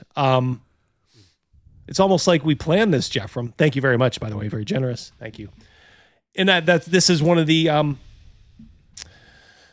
things that I will give to the newer version of D&D from 5e on. So we get rid of skills and we're doing just characteristics, but we're going to keep advantage and disadvantage because I think it's a fairly good mechanic. I like it. It's easy to implement. I think the players get excited when they have it, or they sort of dread, when they have, disadvantage. Overall, if I'm looking at it objectively, we don't have to be slaves to the past in every respect. I think there's certain things that we can, take from the new version of D&D. And I think advantage and disadvantage stays. And I know a lot of true old school people are like, how dare you? But, look, like I said, we're trying to capture at least some. We're trying to peel off people that, we can sort of like bring into the fold, so to speak. I'm not saying a huge tent or, a gigantic big tent, but these people might get it if they're around the right influences. Then we come to ascending or descending armor class. I'm not sure here.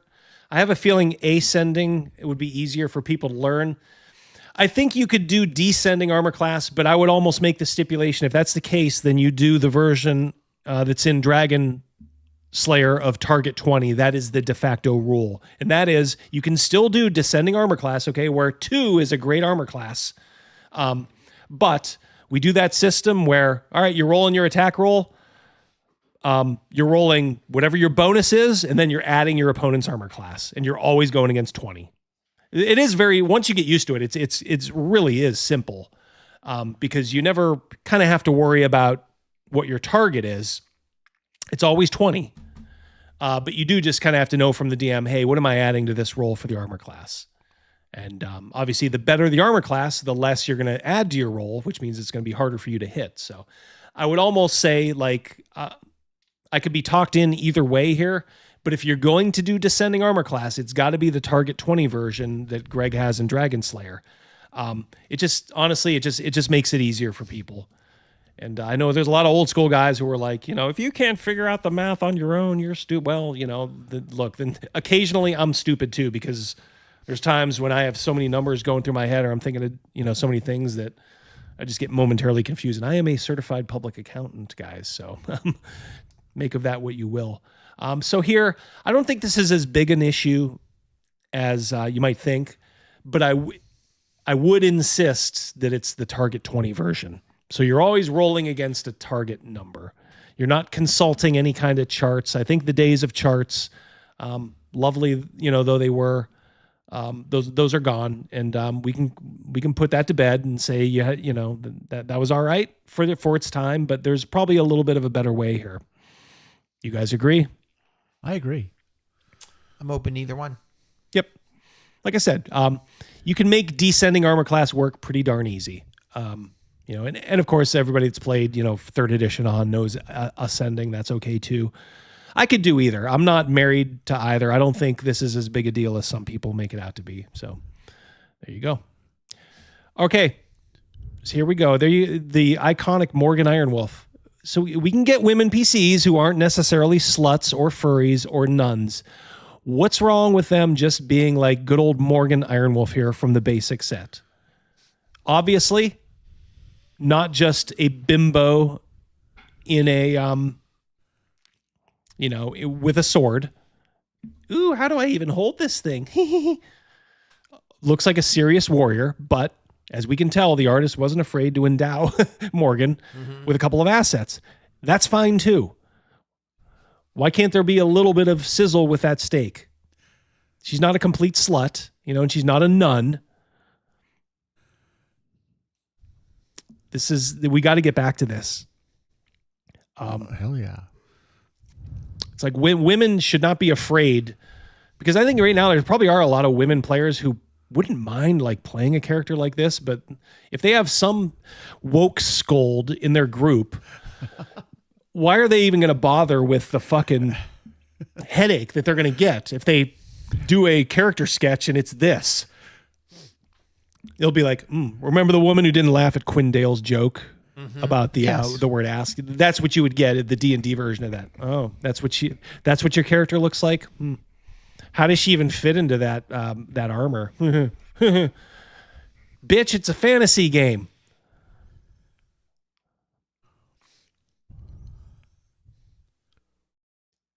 And again, along with that, that's how one of my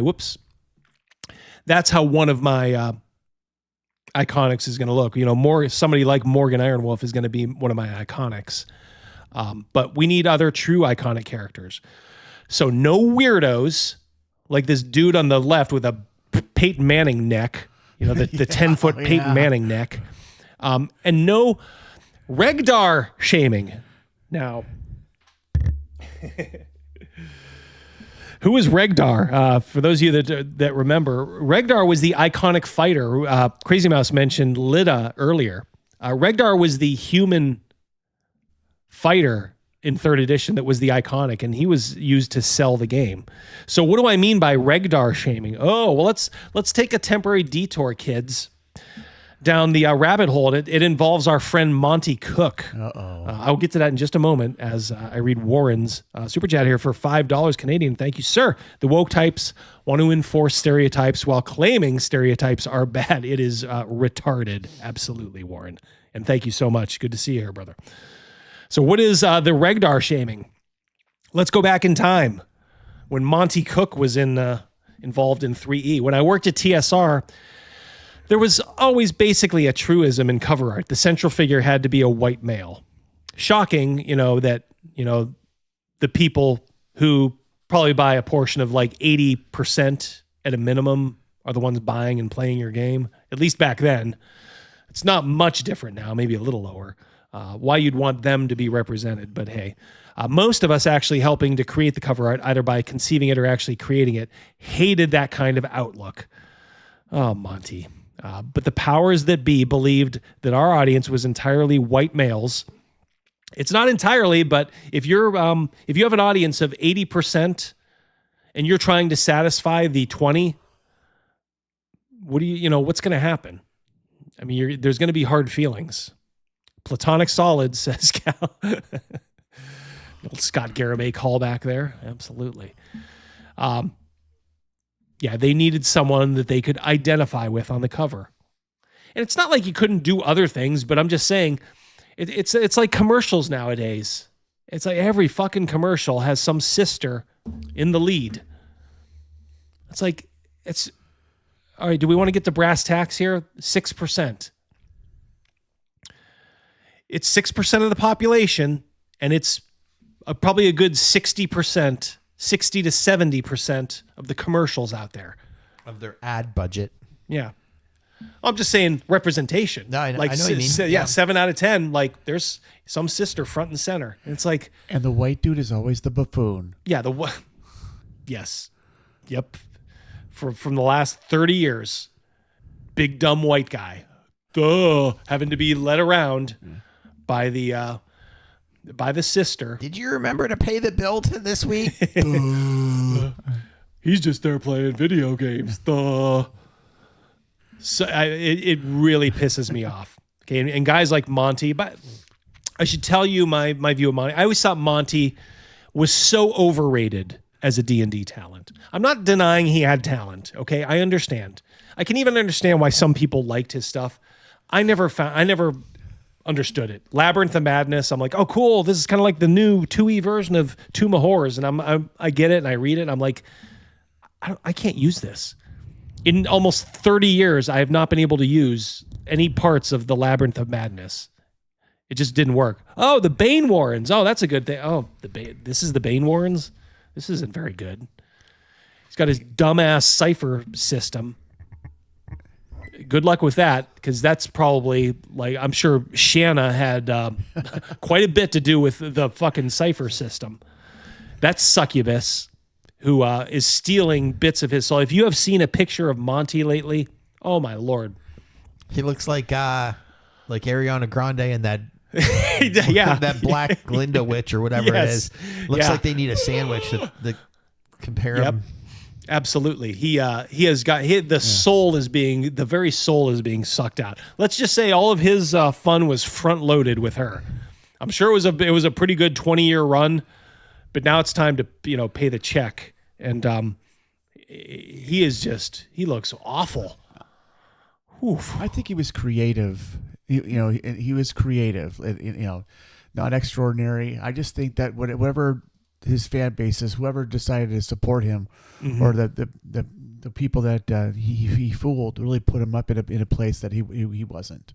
Yeah. You know, we've talked about him. We did your favorite, the World of Darkness. His D20 version of World of Darkness, just like I went to the store right there. Here's his version, Monty Cook's version of World of Darkness, and there's the other one, the old school right there. I'm looking through them both, and they're completely different books. Yeah. All the cool stories are gone, replaced by Monty Cook's versions of something. Yeah. It was like that's a lightning rod for me. That wasn't talent right there. Mm-hmm. That was self-grandizing. That was, a pet project that he had to do, and everyone said, "Oh yeah, do it. You're just so talented. Go ahead." He's not a very How could you talented fail? person. How could you fail, Monty? I like that. Shanna as Grimo Wormtongue. Just picturing Monty on his throne, like ah. And what was that? The big book that he did, the great big one. Oh, the Patalis. Yeah, the city. Yeah, it's a high magic. It's not up my alley, and maybe people liked it, just not. I think it was like wizard taxis and retarded stuff like that. Badger for 2. The standout creation from Cuck is Iron Kingdoms. Okay, yeah, I don't know much about Iron Kingdoms, but okay, fair enough. As I said, I didn't say he was without talent. I'm just saying his talent was lost on me. Fair enough. I'm not saying you can't own a gun. I'm not saying you can't carry a gun. You just can't carry a gun can't carry a gun in town. All right, so Monty continues. So when D&D was bought by WotC and we started working on 3E, we really felt that this was a time when we could break this mold. See, they were already thinking of this activism. Even when we thought the hobby was safe, already these little tendrils of political correctness back in the time, what we would call wokeness now, were starting to inch their way into the hobby. We worked with the artists to create iconic characters of different ethnicities. Oh, that is so important, both in appearance and in name. And with equal representation of male and female. Oh, my Lord, thank God. Even though 80% of your, player base back then was male, if not more. More like 85 probably back then. Probably more like 75 to 80 now. At some point in the process, someone said, hey, don't you have a male human fighter in the mix? It was a thumb to the nose of the old TSR requirement because sadly, the people who noted that there was no male human fighter were basically saying white human male fighter. Yeah, you're darn right. It was our intention that the white humans would be multi-ethnic. There you go. There's your whitewashing.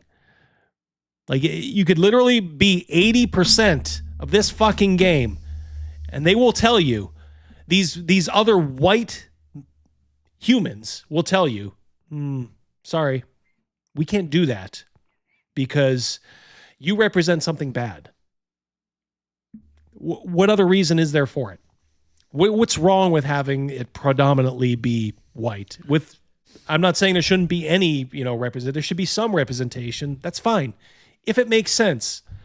But every fucking village you go to in D&D shouldn't look like San Francisco or Seattle or Los Angeles or New York City. What's wrong with going across the sea to a kingdom? Oh my God. And there, everybody is black. Oh my Lord. Shocking that there would actually be places like that in a fantasy world because there's places like that in the real world. See you, OGG. Thank you very much. Yep. It was our intention that while humans would be multi-ethnic, non-humans were just that. So Tordek wasn't a white dwarf or a black dwarf. He was just a dwarf. I don't know what that means.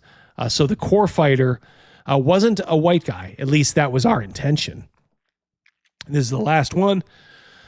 Regdar intruded his way into 3E. Oh. Empowered by marketing and salespeople. Well, obviously, they knew something at the time. You keep using the word. I don't think it means what you think it means. Intruding. There's Regdar. I like the cut of this guy's jib. Look at them biceps. Yeah, at the last minute, in a matter of just those few short weeks, the old TSR standard reared its ugly head. Oh, my Lord. Heavens to Betsy. Be still my beating heart. Not only was Regdar on the scene, he was in the spotlight. Oh, my God. I could just imagine Monty running around the office. I got one for Monty. Hey, right there, Monty. Yeah, there you go. It's a good one. This was the character that would be on the cardboard standees and other promotional items for 3E and would usually take center stage on the covers. I was caught entirely off guard. Oh, my lord. Oh, he wasn't. What how drama. Be still. Oh, my lord. It was far too late even to comment on him. Like it's like just a little. All right. Now, to his credit, the initial Regdar artist, Todd Lockwood, made Regdar's ethnicity kind of vague. Not really. Regdar had shown up in Todd's earlier sketches when he designed the look of the 3 armor. It's only in later artwork that Regdar seemed to be pretty clearly the white male fighter. He was white. There's nothing wrong with that. That we tried to avoid.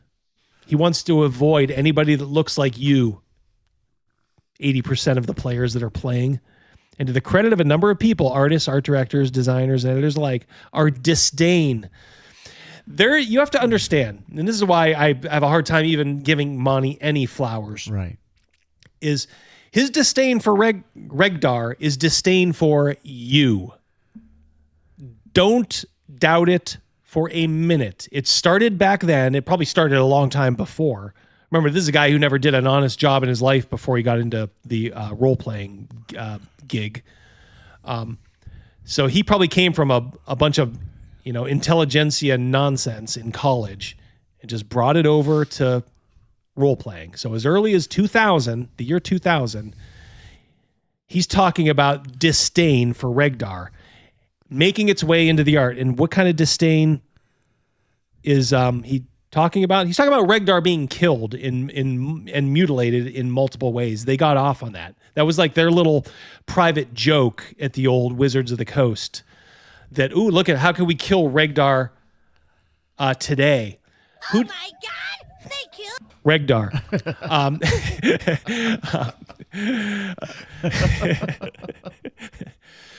But don't doubt for a minute, Regdar is a stand-in for you.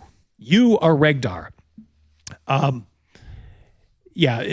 disdain for Regdar made its way into a lot of art. If you look closely, Regdar is getting thrashed on most of the early pieces he shows up in. Look for his ignominious fate on the original DM screen, for example. These people hate your fucking guts and they want to see you dead. Okay? And I'm sick of people thinking that that's just hyperbole. You think Monty Cook would care if all, 200 some people tuning in now and everybody, in this studio magically got wiped out? Dude would pop a beer. Okay? So Monty Cook can suck a big fat dick. Fuck you, Monty. I have to say this. I saw one of Lockwood's drawings, uncolorized, of Regdar. And it's really cool. I think he's a remarkable, talented artist. And I got the impression he was kind of almost like Mongolian. I don't want to say quite Asian, but he had that, and I didn't have a problem with that, but I think that's his original piece right there. That's his original color piece. It looks to me, I'm looking at, 5 foot, 5 foot view away. Right. That's a white, to me, that's a white guy. Yeah, that's that is absolutely. Yeah. So maybe concept art, he was noodling around, but look, your artist of record, Lockwood, I believe this is his original piece. The only thing I would say, is he white? Yes. Is he foreign? Could be. Yeah. Could be an international player in the NBA. Yeah, and that's fine. That's fine. And I'm not saying like, okay, let's have an iconic who's black. That's perfectly fine. Okay? But it doesn't have to be one white guy, 5 black men, 5 brothers, 5 sisters, a couple of Asians, and then 1 white guy. I'm sorry. The math just doesn't add up. And the white guy's carrying all the stuff. Yeah. He's the Sherpa. It just, I'm sorry. It doesn't fucking add up. And I'm going to call it out. And, you can think what you want, but like I said, if you sign up with these people, they hate them. You have to understand, Monty Cook being a white guy, what he is saying is, I hate myself. And that's probably why he ended up with someone like Shanna, the soul-sucking demon, who probably gave him 20 years of great sex and is now sucking his soul out. Pay the piper. Absolutely. Yep. Look, and this is what we get. You take away Regdar and let's drop in 25 years later and let's see how that's going. You got the official D&D Twitter account, X account, dropping stuff like this, Life of a Showgirl. And they're referring to, I put this picture in there. That wasn't in the original tweet, but this is what they were referencing. Life of a Showgirl. So we go from Regdar to this. And if you think this is progress, wow. I don't know what to say. You are beyond help. So that's about all I got to say on that. I think it's pretty self-explanatory. Whites are the only natives of Fantasylands. Oh, I like that, Cal. Yes, good play on words there. So what am I doing? Okay, so now we're kind of getting into... Your name is Toll. That's right. What do I do if I'm in charge? Okay, so like rules, things, we're doing that. What about grand strategy? What I'm doing, I'm coming up with the base game, which is, of course, the most important, and we'll use as the kind of framework for that, something akin to like Dragonslayer. Okay, I would add certain things.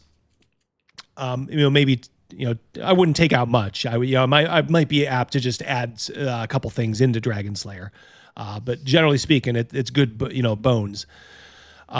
But okay, how do you sell a game that's been sold and resold over 50 years? So this is what I do. I say, and maybe from day one, I drop, at least some product for I don't want to call it a mature version of D&D. So the base game is I want to say all ages, 10 and up or 12 and up or whatever it is. But we have, and I'm just calling it the violent game here because I don't have a better name.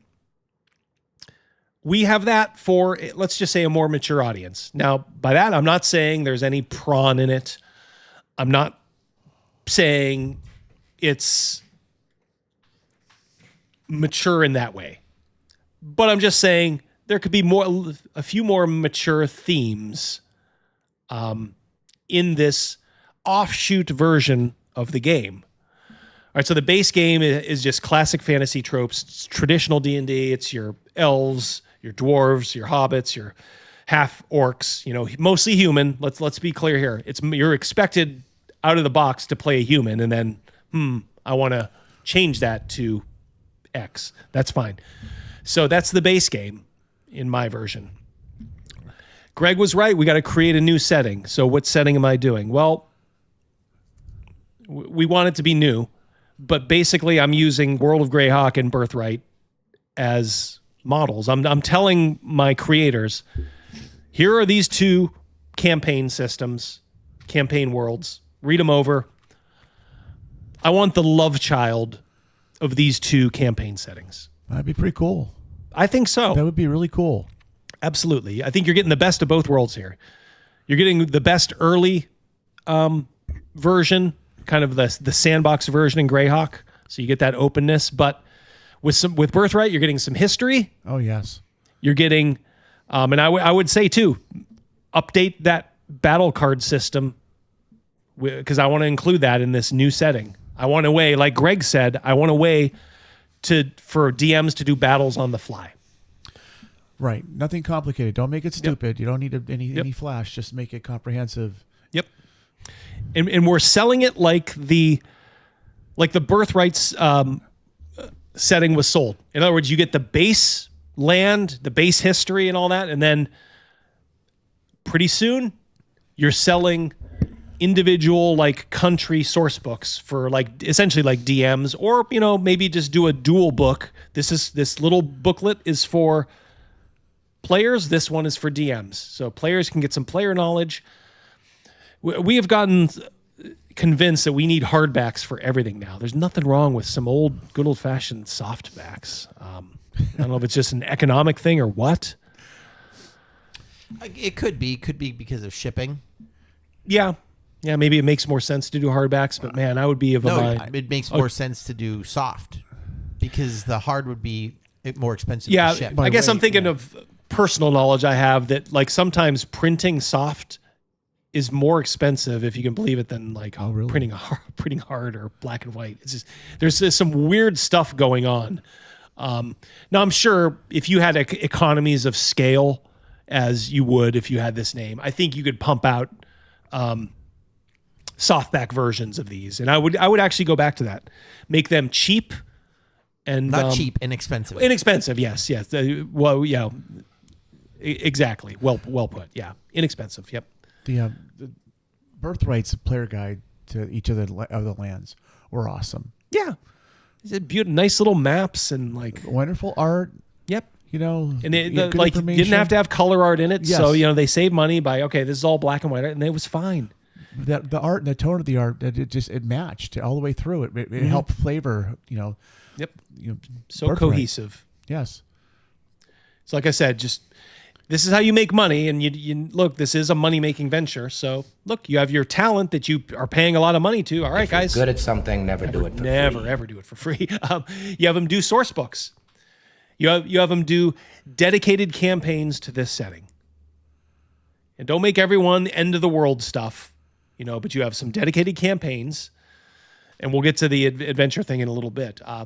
And you're going to want to be, with these, you're going to want to be giving the players things like NPCs instead of, game-breaking rules, which I think the current version of D&D is addicted to.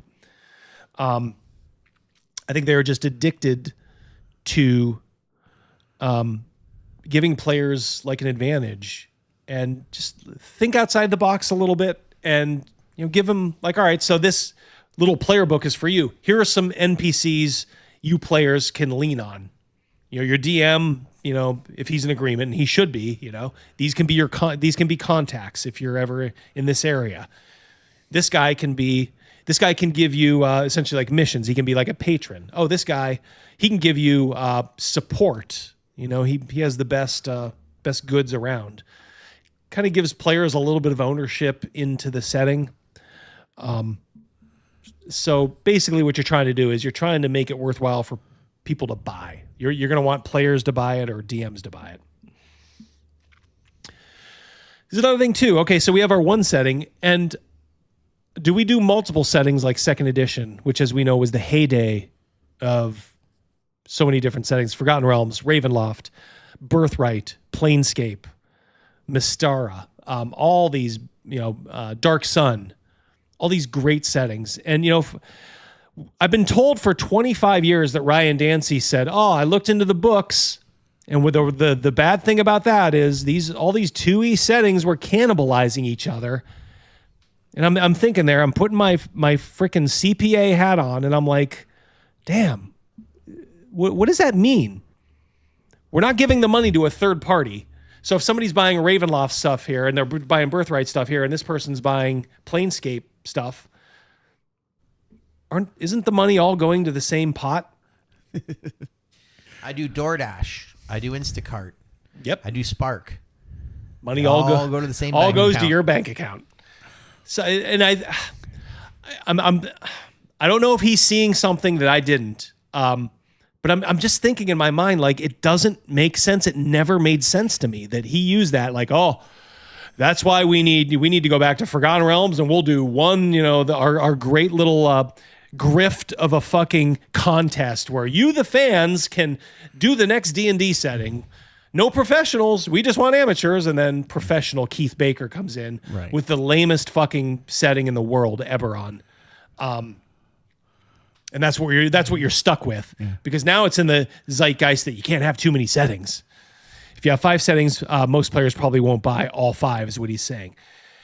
It's fine, but you have a creative staff, and they can cross, they can do work on different parts of it. If you have a creative staff, they should be well versed in every single one of your products, or they shouldn't be on your staff. So there's no reason that they couldn't. So, I mean, I think there's a way you could make it work mechanically. And Absolutely. I'm not saying do Absolutely. all this, every different one, but there's no way you could. I still think you could make like 2 or 3 settings work. But I remember EN World, I kind of like disagreed with Ryan on this thing about having one big comprehensive giant box set with miniatures and everything in it, maps and everything, costing around $300, and that was 20 years ago. Yeah. Yep. And my argument with him is like, I myself am a person of a certain means. I can afford that. Mm-hmm. Yeah. A lot of people can't drop them immediately $300+ chunk on a box set where you got a handful of minutes. And like we see it now in box gaming and stuff like that. Yeah. So much has changed in 20 years. But at the time, I strongly disagree with him. I didn't think that mentality was very wise whatsoever. Yeah. Agreed. Yeah, Pundit, it was always right. Yeah, of course it was. They're not going to hand over a whole setting to an amateur that might flake out. At least be on. And I'm not saying they were wrong for it. Just be honest about it, at least. So yeah, I'm not sold that you couldn't get away with another setting. And I'm saying, all right, let's start with one other. Let's pump out stuff for our base setting, our base settings, as you'll see, and then maybe one more. So maybe at any one time we only have 3 in existence or being worked on currently. So what is our violent game like? Our violent offshoot. It's human only. No furries. Not only no furries, no dwarves, no elves, but here we'll have, in our setting book, we'll have actual races, which means, it's almost akin to human race, or, if you can think of fantasy versions, that's fine. We're leaning a lot on Robert E. Howard here. This is going to be a little bit more risque and a little more deadly. We're going to have some separate rules that apply only to this setting that you can easily add on or subtract. Okay? This is a way for people who love the base game to take it up to the quote unquote next level and do something that's a little more literary. All those great pulp authors in the past. This is an homage to them. But you don't have, if you don't want to go down this road, you can just ignore it. You can go to the store and pretend it doesn't exist. And I'm not saying do the cheap, like, Book of Vile Darkness. Ooh, we got to put it in a special package, 18 and over. No, that's not what I'm talking about. Maybe you just have a small disclaimer. Just say, this game is a little bit more violent than the base game. That's all, And, you do a little bit of edgier art, with a little bit more blood. You got to sell it. That's all I'm saying. A little more cleavage. Yep. Leans into the pulp aesthetic. Nothing, and I'm not even saying gore. I wouldn't even want to see gore in this. I just want to see maybe a little bit more blood, a little bit more risque. This is where you're going to see, a lot of the Conan-esque kind of stuff. And this would be considered a boutique line, separate setting, and like I said, these additional thematic rules. And, like I said, you're using something like Hyperborea as kind of and I'm not saying Hyperborea has, that kind of bloodshed, but it's kind of that going down that road for that aesthetic. So that's all I'm talking about. And this might be the last one. And this is one, I agree with Greg. Staff, you need something to do? Work on an adventure. Work on a 32-page adventure, which means usually about 20 pages of script. The rest is maps, charts, stat blocks, etc. And they better be good. Yep. Make it good. Work with an artist to do one of these beautiful freaking covers. And we are in business. And if you're that guy from the Fiend Folio on the cover of one of yours, get him in the action. Hell yeah. Gith Yankee, as we were taught the other day. Yeah. Fine as a villain, not so much as a PC though. But yeah, we're turned to these cheap, inexpensive adventures. I keep wanting to say cheap, but only cheap in price. Make this really affordable. Elric involved in something somehow, fighting a vulture lion. Could do an Elric stand-in. Do an Elric stand-in. Yep. So I think we are at the end there. So we will. Well, I agree. I 100% on every point you made. I think it would be successful. And I'll as an older person, looking back, I joke every now and then. In recent years, though, we can't. Unfortunately, we can't gatekeep now.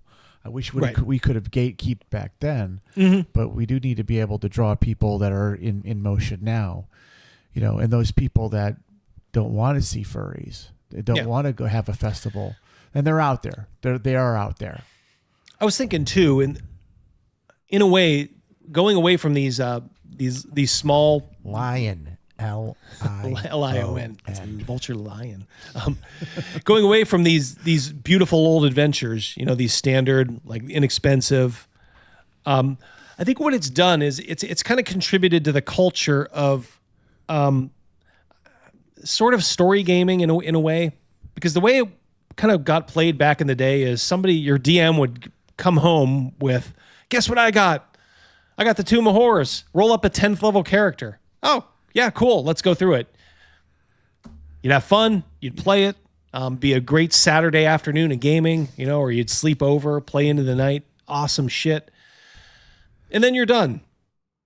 And then your DM says, I got this great game. Slave Pits of the Undercity. Little lower level, so you need new characters. Oh, that's cool.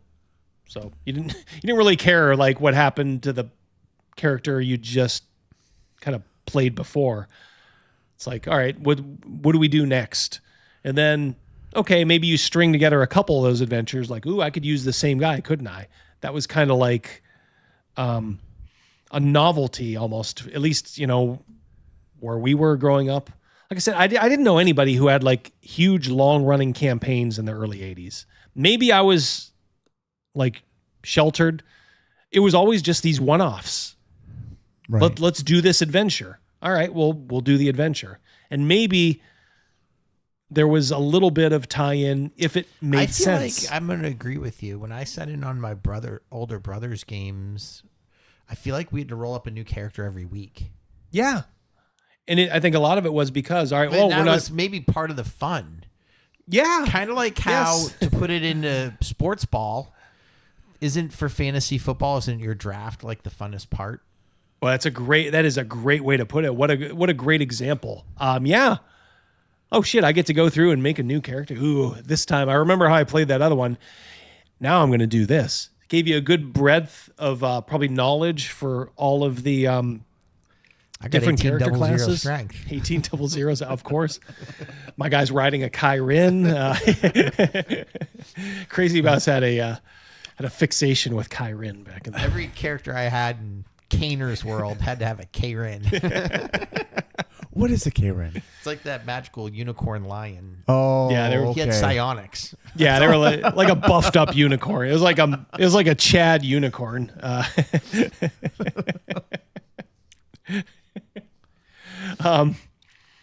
Yeah, I mean, there you go. Yeah, connected modules. Lord of Oz. I'm just going to kind of read some of these. Yeah. Mac says he had a long campaign in the 80s. Good for you, brother. Yeah, I'm not saying they didn't exist. I'm just saying where we were, it was all episodic. That's how we did it in the 814. That's how we did it in the 814. And like I said, I think in a lot of ways, being episodic is kind of like an old TV show. Like you press the reset button, what happened on the Jeffersons last week? Well, we had fun. Boom. Next week. Now we're on to something else. And it's like last week sort of never happened. DB for 5. I've argued for years that fantasy football, sports in general, is skirmish wargaming for jocks. It's literally the same game. Yep. I always like the t-shirt, the fantasy football. It shows a wizard given the Heisman pose. That was always one of my favorite t-shirts back in the day. Thank you so much, DB. Universal Knight. I liked riding Kyrins and Nethak. I save scum the crap out of that game. Must be a video game, I'm thinking. If we're talking about save scumming. The RPG. That's what he was reading right there. Yep. I like riding Kyrin. Yep. Pundit. Kyrin is a creature from Chinese mythology. Yeah, if I'm recalling the artwork, Pundit, it did kind of had that sort of Asian. Oh, for sure. It was like a unicorn dragon-esque. It was black from what I remember. Like it was filled in, whereas unicorn was sort of shown as being white. The Kyrin was kind of black. Yeah, thank you very much. Snake Ocean Blood Bowl is my fantasy football. I got a Nurgle team for Blood Bowl. Still has yet to see the field. That's my fault though. Yeah, so there you go. I think the most radical thing I did in mine was just the 2 lines. And I think that's solely to kind of look, you're trying to drive sales and get a little interest. Like here's the base game, you make it as good as you can, and then you got maybe one little boutique book And you could even combine the setting for the book inside, because you probably will, because the additional rules aren't going to take that much space. But you have a all-in-one. Here are the new rules for this violent game. Here's the setting for it. And then in the future, just like in the base game setting, you can sell little parts of the setting later on.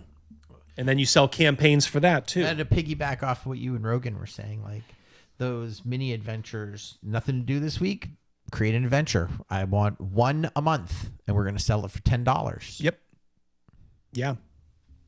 Absolutely. And that was the magic of Dungeon Magazine. Mm-hmm. Well, when they were in there, before it got kind of crazy toward the end there, but they would give you these little mini adventures. Yeah. Oh yeah. I don't know if I guess I did subscribe to Dungeon for a while. Like I said, I got published in Dungeon. We were a Dragon Magazine family, I think. That's the one that my brother had an ad in. Yeah, or my friend Chris, he had a long-standing Dragon subscription. So again, to go back to pump up Chris Miller, like that's what he's offering every quarter in, in Mad Scribe Games. Yep. When are we getting the Double D game? Never. You will be getting next year. Like I said, 2026. 2026. I can say that now firmly. Now that I kind of know where the art is, I kind of know where it stands. Here's my thing.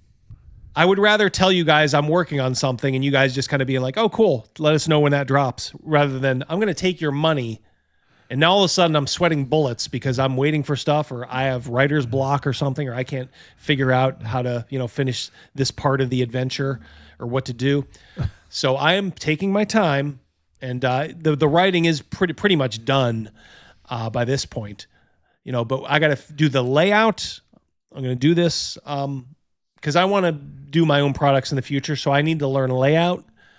And of course, I'm waiting for the great art. It's going to have human art. There's not going to be any AI art. And I'm not casting stones at anybody that uses AI art. I'm just saying I have the means, and I know I'm going to make money to cover that art. I know I'm going to make, hopefully many times that amount to cover the art. So I'm not worried about putting that money up front for good art. So that's why any stuff you get from me, I'm going to try to have the best artists that I can work on it. So, because I'm confident you guys are going to support it, and I hope you guys will, you guys will have faith that I'm going to give you something that you can, at least cannibalize, if not use wholesale for your campaigns. 11 Thank you, months. Julio. Me and Julio down by the schoolyard. Congratulations, guys. Thank you so much, by the way, for all the super chats, all the memberships. Yeah, we're going to be splitting from this. We're going to go over to Rumble. Yeah. So we're going to give... Yep. Kind of wrapping it up on this end. Yeah. So we, like I said, I'll save some of that other stuff I was going to do. There's a Ben Riggs interview we could look at next week, and some other stuff, and back into the main things. But that was a pretty good, I thought, experiment that Greg put me up on. And like I said, we mostly agree on everything Greg said. Greg is, like I said, a huge talent. And let me tell you one thing. I get put in charge of D&D. The first people I'm calling are Greg and Jeff Talanian.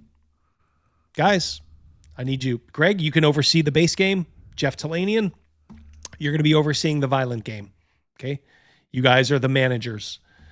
3 main managers. Me, Greg, and Jeff in this fantasy version. And you guys, you got yourself a free hand.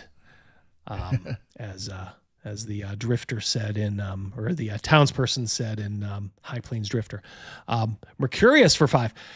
Remember me when you're a famous RPG author, racking in the cash. I will always remember you, Mercurius. You are an OG in the inner circle, the inner circle. The inner circle. Absolutely, amigo. You're an OG. All you guys, all you OGs, all you new Gs, everybody. Thanks for the fish, says Mac, for 2. You guys are awesome. Nick's at Can't Rumble. Well, catch it on the replay. Yeah. Catch it on the replay, buddy. I saw you over on the live play. You were making yourself known over there. So, next Thursday for that. All right, so. I live. Yeah. All right, so good news. I'm shutting down the YouTube and Rumble stream right now. there is a link, if you look in the description, to go over to the movie stream. And we are going to shut things down here. And then I just need a moment to gather my senses, do a couple technical things. And then we will start over on Rumble. We will watch a little mini movie, be about 40 minutes. So it's not going to be long, not going to take you up too late. I know this is a work night for many of you. Thank you guys. Those of you guys that can't come over, but I certainly hope a lot of you guys come over to Rumble, where they do not shut down streams. We in the Mystery middle. Science Theater that shit. Yeah, so we'll do a little Mystery Science. We'll put your comments up. We'll try to only do little zingers over. We won't talk all over the movie, but if we have a zinger or two, we'll throw it in there. Yep. If you watched us watching Mazes and Monsters, you know what it's about. Yeah, for sure. So, okay, guys. We'll see you over on Rumble in a couple of minutes. Okay, so head on over right now if you would. I see the Rumble chat already increasing. Yep.